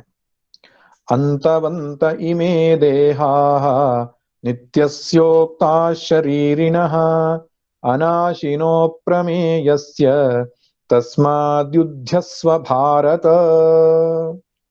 ಹೇ ಭಾರತ, ಭಾರತ ಅಂದ್ರೆ ಭಾವದಿಂದ, ರಾಗದಿಂದ, ತಾಳದಿಂದ ಯಾರು ಭಗವಂತನಿಗೆ ಶರಣಾಗಿದ್ದಾನೋ ಅವನಿಗೆ ಭಾರತ. ನೋಡಿ, ಈ ಭಾರತ ಅನ್ನೋ ಹೆಸರು ಭಾಸಿರತಃ ಭಾರತಃ, ಅದ್ರ ವ್ಯುತ್ಪತ್ತಿ ಅರ್ಥ ಅಂದ್ರೆ ಜ್ಞಾನದಲ್ಲಿ ರಮಿಸುವವನು ಅಂತ ಅರ್ಥ. ಈ ಭಾರತ ಅನ್ನುವಂತಹ ಹೆಸರು 3 ಭರತರಿಂದ ಬಂದಿದೆ ನಮ್ಮ ದೇಶಕ್ಕೆ. ಒಂದು ಮಹಾಭಾರತದ ಭರತ, ಇನ್ನೊಬ್ಬ ರಾಮಾಯಣದ ಭರತ, ಮತ್ತೊಬ್ಬ ಭಾಗವತದ ಭರತ. ಈ 3 ಭರತರು ಮಹಾಶ್ರೇಷ್ಠ ವ್ಯಕ್ತಿಗಳು. ಮಹಾಭಾರತದ ಭರತ ಯಾರು? ಶಕುಂತಲೆಯ ಮಗ. ಅವನು ಭರತ ವಂಶವನ್ನ ಅಂದ್ರೆ ಕುರುವಂಶದ ಒಂದು ಮೂಲ ಪುರುಷನಾಗಿ ಇಡೀ ಭಾರತವನ್ನೇ ರಾಜ್ಯಭಾರವನ್ನ ಮಾಡ್ತಾ ಇದ್ರಿಂದ ಭರತ ಚಕ್ರವರ್ತಿ ಅಂತ ಕರೆಯಲ್ಪಟ್ಟ. ಇನ್ನು ರಾಮಾಯಣದ ಭರತ ಯಾರು? ಶ್ರೀರಾಮಚಂದ್ರನ ತಮ್ಮ. ಅವನು ಭರತಖಂಡವನ್ನು ಆಳಿದ್ದಾನೆ ರಾಮನಿಗೆ ಶರಣಾಗಿ. ಅವನು ಮಹಾನ್ ವ್ಯಕ್ತಿ. ಭಾಗವತದ ಭರತ ಯಾರು ಅಂದ್ರೆ ಜಡಭರತ ಅಂತ. ಆ ಜಡಭರತನು ಅವಧೂತ ಸ್ಥಿತಿಗೆ ಏರಿ ಸರ್ವಜ್ಞನಾಗಿದ್ದುಕೊಂಡು ಆ ಬ್ರಹ್ಮನಿಷ್ಠೆಯಲ್ಲಿ ತನ್ನ ಜೀವನವನ್ನು ಕಳೆದಿದ್ದ. ಆದ್ದರಿಂದ 3 ಭರತರು ಶ್ರೇಷ್ಠರೇ. ಆದ್ದರಿಂದ ನಮ್ಮ ದೇಶ ಭಾರತ ಅಂತಕ್ಕಂಥದ್ದು ವಿಶೇಷವಾದ ಹೆಸರು. ಇಲ್ಲಿ ಅರ್ಜುನಿಗೆ ಭಾರತ ಅಂದ್ರೆ ಭರತ ವಂಶೀಯನೇ ಎಂಬುದಾಗಿ ಭಗವಂತ ಕರೆದಿದ್ದಾನೆ. ಆದ್ದರಿಂದ ನೀನು ಯುದ್ಧ ಮಾಡು ಅಂತ. ಯಾಕಾಗಿ ಯುದ್ಧ ಮಾಡು? ಆತ್ಮನು ನಾಶ ಆಗುವವನಲ್ಲ. ಇಲ್ಲಿ ಯಾರು ಸಾಯ್ತಾ ಇಲ್ಲ ಅಂತ. ಒಬ್ಬನು ಸಾಯ್ತಿದ್ದಾನೆ ಅಂತ ನಮಗೆ ಕಾಣೋದು ಅಜ್ಞಾನದ ದೃಷ್ಟಿಗೆ. ಅಧ್ಯಾತ್ಮ ದೃಷ್ಟಿಗೆ ಯಾರೂ ಸಾಯಲ್ಲ ಅಂತ ಕಾಣಿಸ್ತಾನೆ ನಮಗೆ. ನಾವು ಪರದೆಯ ಮೇಲೆ ಸಿನಿಮಾ ನೋಡ್ತಾ ಇರುವಾಗ ಬೆಂಕಿ ಬೀಳುತ್ತೆ, ದೊಡ್ಡ ದೊಡ್ಡ ನೀರಿನ ಅಲೆಗಳು ಬರ್ತದೆ, ಗಾಳಿಯ ಚಂಡಮಾರುತ ಬೀಸ್ತದೆ. ಆದ್ರೂ ಕೂಡ ನಾವು ಅಯ್ಯೋ ಎಲ್ಲ ಸುಟ್ಟೋಯ್ತು ಅಂತ ಬೇಜಾರು ಮಾಡ್ಕೋತೇವ? ಇಲ್ಲ. ಯಾಕೆ? ಅವೆಲ್ಲವೂ ತೋರಿಕೆ ಅಷ್ಟೇ. ಪರದೆ ಅಂತ ಏನಿದೆಯೋ ಅದಕ್ಕೆ ಏನೇನೂ ಆಗಲ್ಲ. ಹಾಗೆ ಜೀವನದಲ್ಲಿ ಏನು ಬೇಕಾದ್ರೂ ಘಟಿಸ್ಲಿ, ಆತ್ಮವಸ್ತು ಮಾತ್ರ ಎಂದೆಂದು ನಿತ್ಯವಾಗಿ ಸರ್ವವ್ಯಾಪಕವಾಗಿ ಸತ್ಯವಾಗಿರತಕ್ಕಂಥ ವಸ್ತು. ಎಲ್ರು ಕೇಳ್ತಾರೆ, ಹಾಗಾದ್ರೆ ಆತ್ಮ ಅನ್ನೋದು ನಮ್ಗೆ ಯಾಕೆ ಗೊತ್ತಾಗಲ್ಲ ಸ್ವಾಮಿ? ನಾನು ಆತ್ಮ ನೋಡ್ಬೇಕಿತ್ತು, ಆತ್ಮನನ್ನ ನಾನು ಪರಿಚಯ ಮಾಡ್ಕೊಳ್ಬೇಕಿತ್ತು, ಒಮ್ಮೆ ಆತ್ಮ ದರ್ಶನ ಮಾಡಿಸ್ಬಿಡಿ ಹೆಂಗಾದ್ರು ಅಂತ. ಅದೇ ಕಷ್ಟದ ಕೆಲಸ. ಅಪ್ರಮೇಯ ಅಂತ ಕರೀತಾರೆ ಈ ಶ್ಲೋಕದಲ್ಲಿ. ಅಪ್ರಮೇಯ ಅಂದ್ರೇನು? ಪ್ರಮೇಯ ಅಂದ್ರೆ ತಿಳಿವಳಿಕೆಗೆ ಸಿಗುವಂತವನಲ್ಲ, ಆತ್ಮನನ್ನು ನೋಡ್ಲಿಕ್ಕೆ ಆಗುವುದಿಲ್ಲ. ಅಪ್ರಮೇಯ ಸ್ವಪ್ರಕಾಶ ಮನೋವಾಚ ಮಗೋಚರ. ಎಲ್ಲಿ ಬರ್ತದೆ? ಲಲಿತಾ ಸಹಸ್ರನಾಮದಲ್ಲಿ. ಅಪ್ರಮೇಯ, ಅವಳಿಗೆ ಹೆಸರು, ದೇವಿಗೆ ಲಲಿತೆಗೆ ಏನ್ ಹೆಸರು? ಅಪ್ರಮೇಯಳು ಅವಳು. ಆಮೇಲೆ ಸ್ವಪ್ರಕಾಶ ಅಂದ್ರೆ ತಿಳಿಲಿಕ್ಕೆ ಆಗಲ್ಲ ಅಂತ ಹೇಳ್ಕೊಂಡು ಅವಳು ಇಲ್ಲ ಅಂತ ಭಾವಿಸಬೇಡಿ, ಸ್ವಪ್ರಕಾಶಳಾಗಿದ್ದಾಳೆ. ಅಹಮಸ್ಮಿ ಸದಾ ಭಾಮಿ ಕದಾಚಿನ್ನ ಅಹಮಪ್ರಿಯ, ನಾನಿದ್ದೇನೆ, ಅಹಮಸ್ಮಿ ಅಹಮಸ್ಮಿ ಅಹಮಸ್ಮಿ ಅಂತ ಪ್ರತಿ ಕ್ಷಣ ನಮಗೆ ಅನುಭವಕ್ಕೆ ಬರ್ತಾ ಇದೆಯಲ್ಲ, ಅದು ಸ್ವಪ್ರಕಾಶ. ನಾನಿಲ್ಲ ಅಂತ ಯಾರಿಗೂ ಹೇಳಲಿಕ್ಕೆ ಸಾಧ್ಯ ಇಲ್ಲ, ನಾನು ಎಂದೆಂದೂ ಇದ್ದೇನೆ ಅಂತಾನೆ ನಮ್ಮ ಅನುಭವ, ಅದು ಸ್ವಪ್ರಕಾಶವಾಗಿದೆ ಅಂತ. ಮನೋವಾಚ ಮಗೋಚರ, ಮನಸ್ಸಿಗೂ ಮತ್ತು ಮಾತಿಗೂ ನಿಲುಕದ್ದು, ಅದೇ ಅಪ್ರಮೇಯ. ಮನಸ್ಸಿಗೂ ಮಾತಿಗೂ ನಿಲುಕೋದಿಲ್ಲ, ಆದ್ರೆ ಅದಿಲ್ಲ ಅಂತ ನಿರಾಕರಣೆ ಮಾಡ್ಲಿಕ್ಕೆ ಆಗಲ್ಲ. ಎಷ್ಟು ಅದ್ಭುತವಾದ ವಸ್ತು ನೋಡಿ. ಇದನ್ನ ಅರ್ಥ ಮಾಡಿಕೊಳ್ಬೇಕಾದ್ರೆ ಈ ಫೋಟೋಗ್ರಾಫರ್ ದೃಷ್ಟಾಂತ ಅರ್ಥ ಮಾಡ್ಕೊಳ್ಬೇಕು. ಫೋಟೋಗ್ರಾಫರ್ ಅಂದ್ರೇನು? ಈ ಫೋಟೋ ತೆಗಿತಾರಲ್ಲ ಅವ್ರು. ಅವನು ಒಂದ್ ದಿವಸ ಒಂದು ಫೋಟೋಗ್ರಾಫರ್ ಹೇಳಿದಂತೆ, ಈ ಫೋಟೋದಲ್ಲಿ ಎಷ್ಟು ಜನ ಇದ್ದಾರೋ ಅವರೆಲ್ಲೋ ಅದರಲ್ಲಿದ್ರು, ಆ ಪ್ರೋಗ್ರಾಮ್ ಅಲ್ಲಿ ಇದ್ರು ಅಂತ. ಆ ಫೋಟೋದಲ್ಲಿರ್ತಕ್ಕಂಥ ಎಲ್ಲರೂ ಬಂದಿದ್ದಾರೆ, ಆದ್ರೆ ಒಬ್ಬ ಮಾತ್ರ ಬರೋದೇ ಇಲ್ಲ ಎಂದೆಂದು ಆ ಫೋಟೋದಲ್ಲಿ. ಯಾರವನು? ಫೋಟೋ ತೆಗೆಯುವವನು. ಎಲ್ಲರೂ ಬರ್ತಾರೆ, ಫೋಟೋ ತೆಗೆಯುವವನು ಮಾತ್ರ ಫೋಟೋದಲ್ಲಿ ಬರಲ್ಲ. ಅದು ಹೇಗೋ ಹಾಗೆ ಆತ್ಮನು ಎಲ್ಲವನ್ನ ನೋಡ್ತಾನೆ, ಆದ್ರೆ ಆತ್ಮನನ್ನ ನೋಡ್ಲಿಕ್ಕೆ ಆಗೋಲ್ಲ. ಇನ್ನೊಂದು ದೃಷ್ಟಾಂತ ಕೊಡ್ಬೇಕು ಅಂದ್ರೆ, ನಮ್ಮ ಕಣ್ಣು ಎಲ್ಲವನ್ನ ಕಾಣುತ್ತೆ, ಆದ್ರೆ ಕಣ್ಣಿಗೆ ಕಣ್ಣು ಕಾಣಿಸುತ್ತಾ ಇಲ್ಲ. ಕಣ್ಣು ಎಲ್ಲವನ್ನೂ ಕಾಣುವ ಸಾಧನ, ಆದ್ರೆ ನಮ್ಮ ಕಣ್ಣನ್ನೇ ನಮಗೆ ಕಾಣ್ಲಿಕ್ಕೆ ಆಗಲ್ಲ. ಭಗವಂತ ಒಂದೊಮ್ಮೆ ಕನ್ನಡಿ ಅಂತ ಮಾಡದೆ ಇದ್ದಿದ್ರೆ ನಾವೆಲ್ಲ ಎಷ್ಟು ಫಚೀತಿ ಪಡ್ತಾ ಇದ್ದೆವು. ನಿನ್ನ ಕಣ್ಣು ಎಷ್ಟು ಚೆನ್ನಾಗಿದೆ ಅಂತ ಇನ್ನೊಬ್ರು ಹೇಳಬೇಕೆ ಹೊರತು ನಮ್ಮ ಕಣ್ಣು ಹೇಗಿದೆ ಅಂತ ನಮ್ಗೆ ಗೊತ್ತಾಗ್ತಾನೆ ಇರ್ತಿರ್ಲಿಲ್ಲ. ಕನ್ನಡಿ ಇರೋದ್ರಿಂದ ಬಚಾವು, ನಮ್ಮ ಕಣ್ಣು ಹೀಗಿದೆ ಅಂತ ಕಾಣಿಸುತ್ತೆ ನಮಗೆ. ಅಂದ್ರೆ ಏನರ್ಥ? ಹಂಗಂದ್ರೆ ಕಣ್ಣನ್ನು ಕಾಣ್ಲಿಕ್ಕೆ ಆಗಲ್ಲ ಅಂದ ಮಾತ್ರ ಕಣ್ಣಿಲ್ಲ ಅಂತ ಹೇಳಲಿಕ್ಕೆ ಆಗತ್ತಾ? ನಮ್ಮ ಕಣ್ಣನ್ನೇ ನಮಗೆ ಕಾಣ್ಲಿಕ್ಕೆ ಆಗಲ್ಲ, ಆದ್ರೆ ಕಣ್ಣಿನ ಅಸ್ತಿತ್ವ ನಿರಾಕರಿಸ್ಲಿಕ್ಕೆ ಆಗಲ್ಲ. ಯಾಕಂದ್ರೆ ಬೇರೆ ಎಲ್ಲವನ್ನ ನಾವು ಅದ್ರ ಮುಖಾಂತರ ಕಾಣ್ತೇವೆ, ಅದನ್ನು ಕಾಣ್ಲಿಕ್ಕೆ ಆಗಲ್ಲ. ಆತ್ಮನು ಹೀಗೆ ಅಪ್ರಮೇಯ ಅಂತ ಕರೆಯುವುದಿದ್ರೆ ಈ ಅರ್ಥದಲ್ಲಿ. ಆತ್ಮನು ಎಲ್ಲವನ್ನ ಅನುಭವಿಸ್ತಾನೆ, ಆದ್ರೆ ಆತ್ಮನನ್ನ ನೋಡುವುದಕ್ಕೆ ಯಾವ ಮಾಧ್ಯಮದಿಂದಲೂ ಸಾಧ್ಯ ಇಲ್ಲ. ಪ್ರಮೇಯ ಅಂದ್ರೆ ಪ್ರಮಾಣ ಅಂದ್ರೆ ತಿಳುವಳಿಕೆಯ ಸಾಧನ ಅಂತ. ತಿಳುವಳಿಕೆಯ ವಸ್ತುವಿಗೆ ಪ್ರಮೇಯ ಅಂತ ಹೇಳ್ತಾರೆ. ನೋಡಿ, ಈ ಶಬ್ದ ಪ್ರಮಾಣ, ಪ್ರಮೇಯ, ಇದನ್ನು ಸ್ವಲ್ಪ ನಾವು ನೆನಪಲ್ಲಿಟ್ಕೋಬೇಕು. ಪ್ರಮೇಯ ಅಂದ್ರೆ, ಈಗ ನಾವೊಂದು ರೂಪವನ್ನು ನೋಡ್ತೇನಪ್ಪ, ಈಗ ವಾಚನ ನಾನು ನೋಡ್ತಾ ಇದ್ದೇನೆ, ಈ ವಾಚನ ನಾನು ನೋಡ್ತಾ ಇದಕ್ಕೆ ಪ್ರಮೇಯ ಅಂತ ಹೇಳ್ತಾರೆ. ಕಣ್ಣು ನೋಡ್ತಾ ಇದೆಯಲ್ಲ, ಕಣ್ಣಿಗೆ ಪ್ರಮಾಣ ಅಂತ ಶಬ್ದ. ಈ ವಾಚು ಮತ್ತು ಕಣ್ಣಿನ ಸಂಯೋಗ ಆದಾಗ ನನ್ನ ಮನಸ್ಸಲ್ಲಿ ವಾಚಿನ ಹಾಗೆ ಒಂದು ಆಕಾರ ಮೂಡುತ್ತೆ, ಅದಕ್ಕೆ ಪ್ರಮಾ ಅಂತ ಕರೀತಾರೆ. ಪ್ರಮೇಯ ಅಂದ್ರೆ ನೋಡುವ ವಸ್ತು, ಪ್ರಮಾಣ ಅಂದ್ರೆ ನೋಡುವ ಇಂದ್ರಿಯ, ಇನ್ಸ್ಟ್ರೂಮೆಂಟ್. ಆ ನೋಡಿದ ಮೇಲೆ ನಮ್ಮ ಮನಸ್ಸಲ್ಲಿ ಅದೇ ರೀತಿ ಒಂದು ಆಕಾರ ಸೃಷ್ಟಿ ಆಗತ್ತಲ್ಲ, ಅದಕ್ಕೆ ಹೆಸರು ಪ್ರಮಾ ಅಂತ ಕರೀತಾರೆ. ಯಾರಿಗೆ ಈ ಪ್ರಮಾ ಉಂಟಾಗ್ತಾ ಇದೆಯೋ ಅವನಿಗೆ ಹೆಸರು ಪ್ರಮಾತೃ. ಪ್ರಮಾತೃ ಆದವನು ಪ್ರಮಾಣದ ಮೂಲಕ ಪ್ರಮೇಯವನ್ನ ಪ್ರಮಾ ಮಾಡಿಸಿಕೊಳ್ತಾನೆ. ಈ ಶಬ್ದಗಳು ವೇದಾಂತದಲ್ಲಿ ಮತ್ತೆ ಮತ್ತೆ ಬಳಕೆ ಆಗ್ತದೆ. ಪ್ರಮೇಯ ಅನ್ನೋದಂದ್ರೆ ತಿಳುವಳಿಕೆ ಉಂಟಾಗುವ ವಸ್ತುವಿಗೆ ಹೆಸರು. ನಾವು ಯಾವ ವಸ್ತುವನ್ನು ತಿಳ್ಕೊಳ್ತೇವೋ ಆ ತಿಳ್ಕೊಳ್ಳುವ ವಸ್ತುವಿಗೆ ಹೆಸರು ಪ್ರಮೇಯ. ಕಣ್ಣಿಗೆ ರೂಪ ಪ್ರಮೇಯ, ಕಿವಿಗೆ ಶಬ್ದ ಪ್ರಮೇಯ, ನಾಲಿಗೆಗೆ ರುಚಿ ಪ್ರಮೇಯ, ಮೂಗಿಗೆ ಗಂಧ ಪ್ರಮೇಯ, ಚರ್ಮಕ್ಕೆ ಸ್ಪರ್ಶ ಪ್ರಮೇಯ, ಮನಸ್ಸಿಗೆ ಭಾವನೆಗಳು ಪ್ರಮೇಯ, ಬುದ್ಧಿಗೆ ಆಲೋಚನೆ ಅನ್ನೋದು ಪ್ರಮೇಯ. ಬುದ್ಧಿ ಆಲೋಚನೆಯನ್ನು ಅರಿಯತ್ತೆ, ಮನಸ್ಸು ಭಾವನೆಗಳನ್ನು ಅರಿಯತ್ತೆ, ಇಂದ್ರಿಯಗಳಿಂದ ನಾವು ಹೊರಗಡೆ ಪ್ರಪಂಚವನ್ನು ಅರಿತೇವೆ. ಈಗ ಆತ್ಮನನ್ನ ನಾವು ಯಾವ ಸಾಧನದಿಂದ ಅರಿಯೋಣ?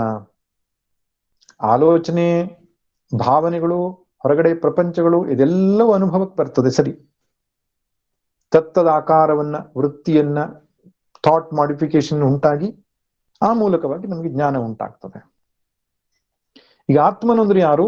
ಇದೆಲ್ಲವನ್ನು ಬೆಳಗುವ ಮೂಲ ವಸ್ತು, ಇದೆಲ್ಲದಕ್ಕಿಂತಲೂ ಹಿಂದಿರತಕ್ಕಂತಹ, ಇದೆಲ್ಲದಕ್ಕೂ ಸಾಕ್ಷಿಯಾಗಿರತಕ್ಕಂತಹ ಆತ್ಮ ಚೈತನ್ಯವನ್ನ ಅರಿಯುವುದಕ್ಕೆ ಸಾಧನ ಇಲ್ಲ. ಒಂದೊಮ್ಮೆ ನಾನು ಧ್ಯಾನ ಮಾಡ್ತಾ ಮಾಡ್ತಾ ಮಾಡ್ತಾ ಇದ್ದಾಗ ಆತ್ಮ ಕಾಣಿಸ್ಕೊಳ್ತು ಅಂತ ಯಾರಾದ್ರೂ ಹೇಳಿದ್ರು ಅಂತ ಇಟ್ಕೊಳ್ಳೋಣ. ಮೆಡಿಟೇಷನ್ ಅಲ್ಲಿ ಕೂತ್ಕೊಂಡಿದ್ದೆ, ಆತ್ಮ ಕಾಣಿಸ್ಕೊಳ್ತು. ಈಗ ಪ್ರಶ್ನೆ, ಯಾವುದಕ್ಕೆ ಕಾಣಿಸ್ಕೊಳ್ತು? ಮನಸ್ಸಿಗೆ ಕಾಣಿಸ್ಕೊಳ್ತು. ಇನ್ನೆಲ್ಲಿ ಕಾಣಿಸ್ಕೊಳ್ತದೆ? ಕಾಣಿಸ್ಕೊಳ್ಳೋದೆಲ್ಲ ಮನಸ್ಸಿಗಲ್ವಾ? ಸರಿ, ಮನಸ್ಸಿಗೆ ಕಾಣ್ಕೊಳ್ತು ಅಂತಾದ್ರೆ ಮನಸ್ಸು ಪ್ರಮಾತೃ ಆಯ್ತು ಅಥವಾ ಪ್ರಮಾಣವಾಯ್ತು, ಕಾಣಿಸ್ಕೊಂಡ ವಸ್ತು ಪ್ರಮೇಯ ಆಯ್ತು. ಯದ್ಯದ್ ದೃಶ್ಯಂ ತಜ್ಜಡಂ ಅಂತ ಒಂದು ನಿಯಮ. ಯಾವ್ದ್ಯಾವ್ದು ದೃಶ್ಯವಾಗುತ್ತದೋ ಅದೆಲ್ಲವೂ ಜಡ, ಅದು ಅನಿತ್ಯ ಅಂತ ನಿಶ್ಚಯ. ಪ್ರಕೃತಿಯಲ್ಲಿ ನಾವು ಏನೇನು ದೃಶ್ಯ ಮಾಡ್ಕೊಳ್ತೇವೆ ಅದೆಲ್ಲ ಜಡವಾದದ್ದೇ, ಚೇತನವಾದ ನಮ್ಗೆ ಯಾವುದು ದೃಶ್ಯವಾಗ್ಲಿಲ್ಲ. ಆದ್ರಿಂದ ನಾನು ಧ್ಯಾನ ಕಾಲದಲ್ಲಿ ಆತ್ಮನನ್ನ ಕಂಡೆ ಅಂತ ಹೇಳಿದ್ರೆ ಅದು ಜಡವಾದದ್ದು, ಅನಿತ್ಯವಾದದ್ದು ಆಯ್ತು. ಇನ್ನು ಯಾವುದೋ ವಿಶೇಷ ಶಬ್ದವನ್ನ ಕೇಳಿಸ್ಕೊಂಡೆ, ಅದು ಆತ್ಮವಲ್ಲ. ನೇದಂ ಯದಿದಮುಪಾಸತೆ ಕೇನೋಪನಿಷತ್ತಲ್ಲಿ ನಾವು ನೋಡಿದೆವು. ಇದಂ ಇದಂತಯ ಏನು ಉಪಾಸನೆ ಮಾಡ್ತೇವೋ ಅದು ಯಾವುದು ಆತ್ಮವಲ್ಲ. ಹಾಗಾದ್ರೆ ಯಾವುದು ಆತ್ಮ? ಯಾವುದರ ಮೂಲಕವಾಗಿ ಇದೆಲ್ಲವನ್ನು ನಾವು ಅನುಭವಿಸ್ತಾ ಇದ್ದೇವೋ ಆ ಮೂಲ ಅರಿವು, ಆ ಮೂಲ ಪ್ರಜ್ಞೆಗೆ ಆತ್ಮ. ವಿಜ್ಞಾತಾರಂ ಅರೇ ಕೇನ ವಿಜಾನೀಯಾತ್ ಅಂತ ಹೇಳುತ್ತೆ ಬೃಹದಾರಣ್ಯಕ. ಎಲ್ಲವನ್ನೂ ಅರಿಯುವವನನ್ನ ನೀವು ಹೇಗೆ ಅರಿಲಿಕ್ಕೆ ಸಾಧ್ಯ? ಅವನನ್ನು ಅರಿಯುವುದಕ್ಕೆ ಬೇರೆ ಮಾರ್ಗವೇ ಇಲ್ಲ, ಒಂದೇ ಮಾರ್ಗ. ನಾನಿದ್ದೇನೆ, ಎಲ್ಲವನ್ನು ಅರಿಯುವನಾದ ಆತ್ಮನೇ ನಾನಿದ್ದೇನೆ ಅಂತ ಮಾಡುವ ಬುದ್ಧಿಯಲ್ಲಿ ನಿಶ್ಚಯ, declaration, claiming is possible, not knowing of the ಆತ್ಮ. ನಾನು ಆತ್ಮನಿದ್ದೇನೆ ಅಂತ ಕ್ಲೇಮ್ ಮಾಡ್ಕೊಳ್ಬೇಕೆ ಹೊರತು ಆತ್ಮನನ್ನ ಬುದ್ಧಿಯಲ್ಲಿ ಒಂದು ವೃತ್ತಿಯ ರೂಪದಲ್ಲಿ ಅದನ್ನ ಅನುಭವಿಸ್ಲಿಕ್ಕೆ, ಪರಿಚ್ಛಿನ್ನ ಮಾಡ್ಲಿಕ್ಕೆ ಆಗದು. ಅದು ಅನಾತ್ಮವೇ ಆಗತ್ತೆ. ವಿದಿತ ಮತ್ತು ಅವಿದಿತಕ್ಕಿಂತ ಬೇರೆ ಎಂಬುದಾಗಿ ಕೇನೋಪನಿಷತ್ತಲ್ಲಿ ಏನು ಹೇಳಿದ್ದಾರೋ ಅದಕ್ಕೂ ಇದೇ ಅರ್ಥ. ಎಲ್ಲವನ್ನ ಅರಿಯುವ ಆ ಚೈತನ್ಯ ವಸ್ತು ಏನಿದೆ ಅದೇ ಆತ್ಮ. ಅದು ಪ್ರಮೇಯವಾಗುವುದಿಲ್ಲ, ಆದ್ದರಿಂದ ಅಪ್ರಮೇಯ ಅಂತ ಕರೆದಿದ್ದಾರೆ. ಭಗವಂತನಿಗೆ ಇನ್ನೊಂದು ಹೆಸರು ಅಪ್ರಮೇಯ. ಹಾಗಂತ ಅದಿಲ್ಲ ಅಂತಲ್ಲ, ಸ್ವಪ್ರಕಾಶವಾಗಿದೆ ಅದು. ನಾನಿದ್ದೇನೆ ಅನ್ನೋ ಅನುಭವ ನಮಗಿದೆ, ಆದ್ರೆ ನಾನು ಯಾರಿದ್ದೇನೆ, ಹೇಗಿದ್ದೇನೆ ಅದು ಗೊತ್ತಾಗಲ್ಲ. ಶ್ರುತಿಯು ಸತ್ಯಂ ಜ್ಞಾನಮನಂತಂ ಬ್ರಹ್ಮ ಅಂತ ಆತ್ಮನ ಲಕ್ಷಣವನ್ನು ಹೇಳಿದ್ರೂ ಕೂಡ ಅದು ವಿದ್ಯಾರ್ಥಕವಲ್ಲ, ನಿಷೇಧಾರ್ಥಕವೇ.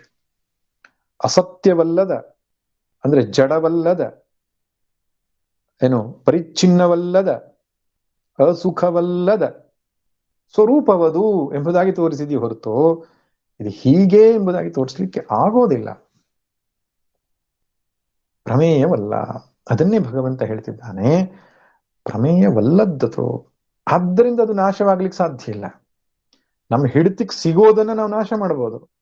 ನಮ್ಮ ಮನಸ್ಸು ಮಾತಿಂದ ತತ್ತ ಮೀರಿದ ಜ್ಯೋತಿ ಬೆಳಗುತ್ತಿದೆ.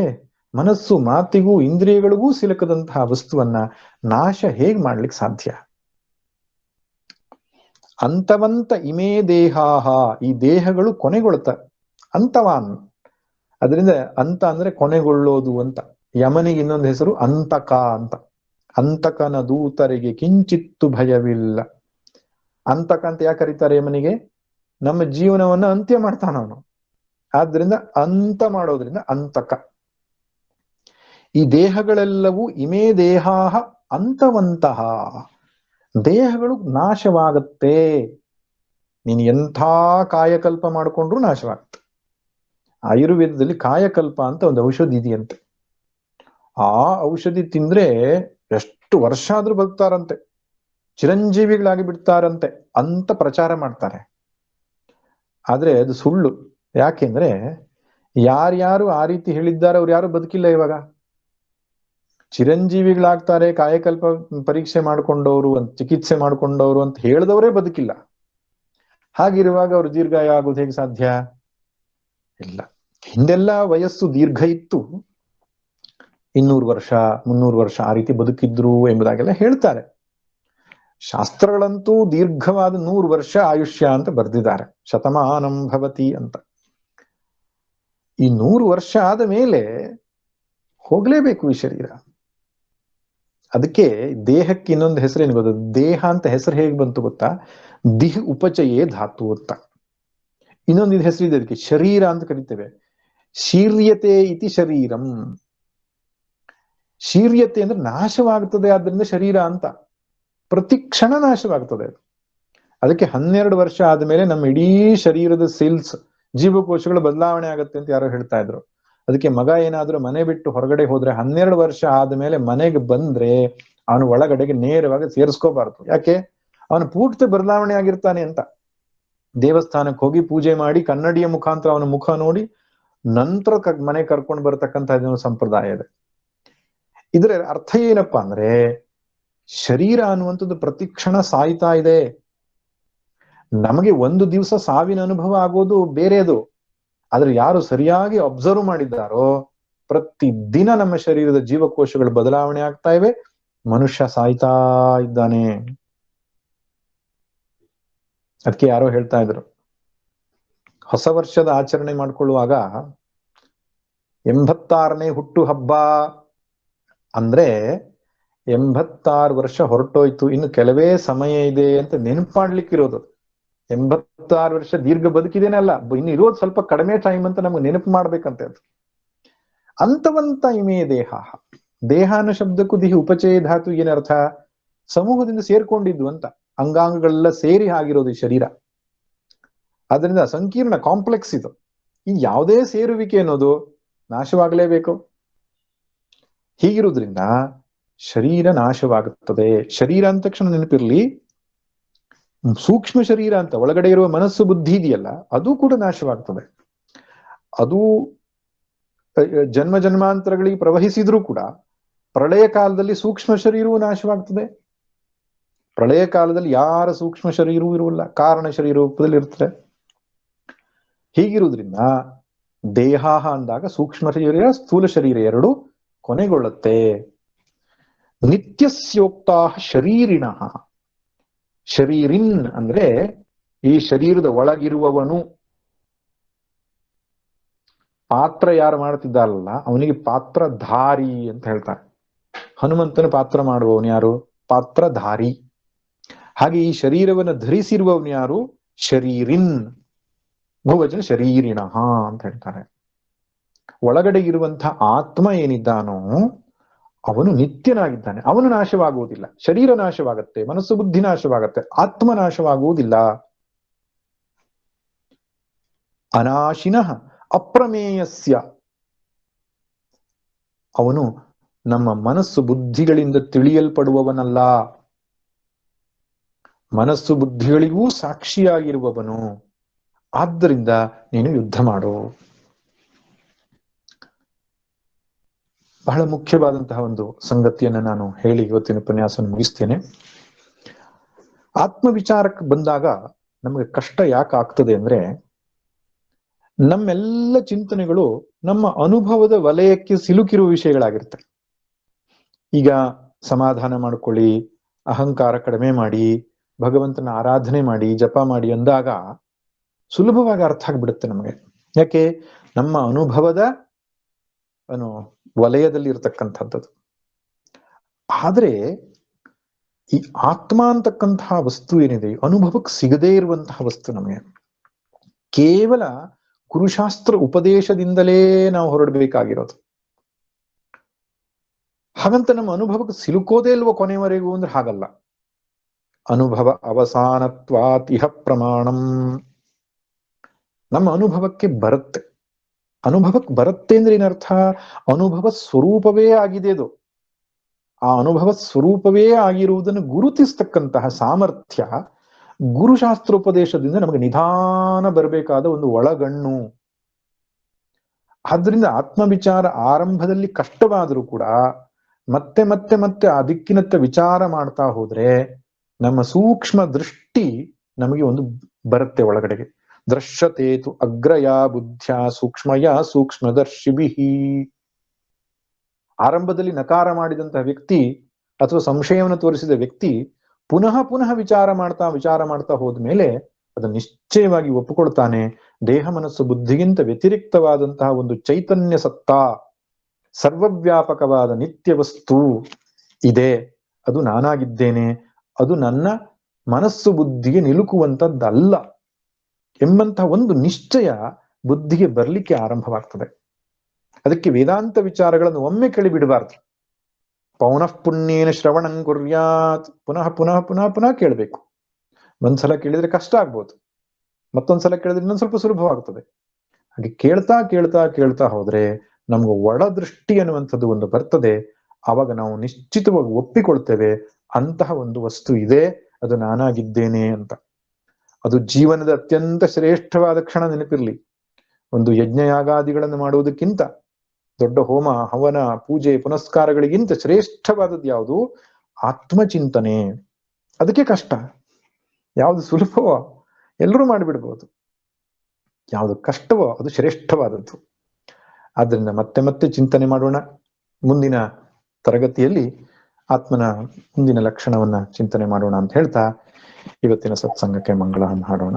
ಸರ್ವೇ ಭವಂತು ಸುಖಿನಃ ಸರ್ವೇ ಸಂತು ನಿರಾಮಯಾಃ ಸರ್ವೇ ಭದ್ರಾಣಿ ಪಶ್ಯಂತು ಮಾ ಕಶ್ಚಿತ್ ದುಃಖ ಭಾಗ್ ಭವೇತ್.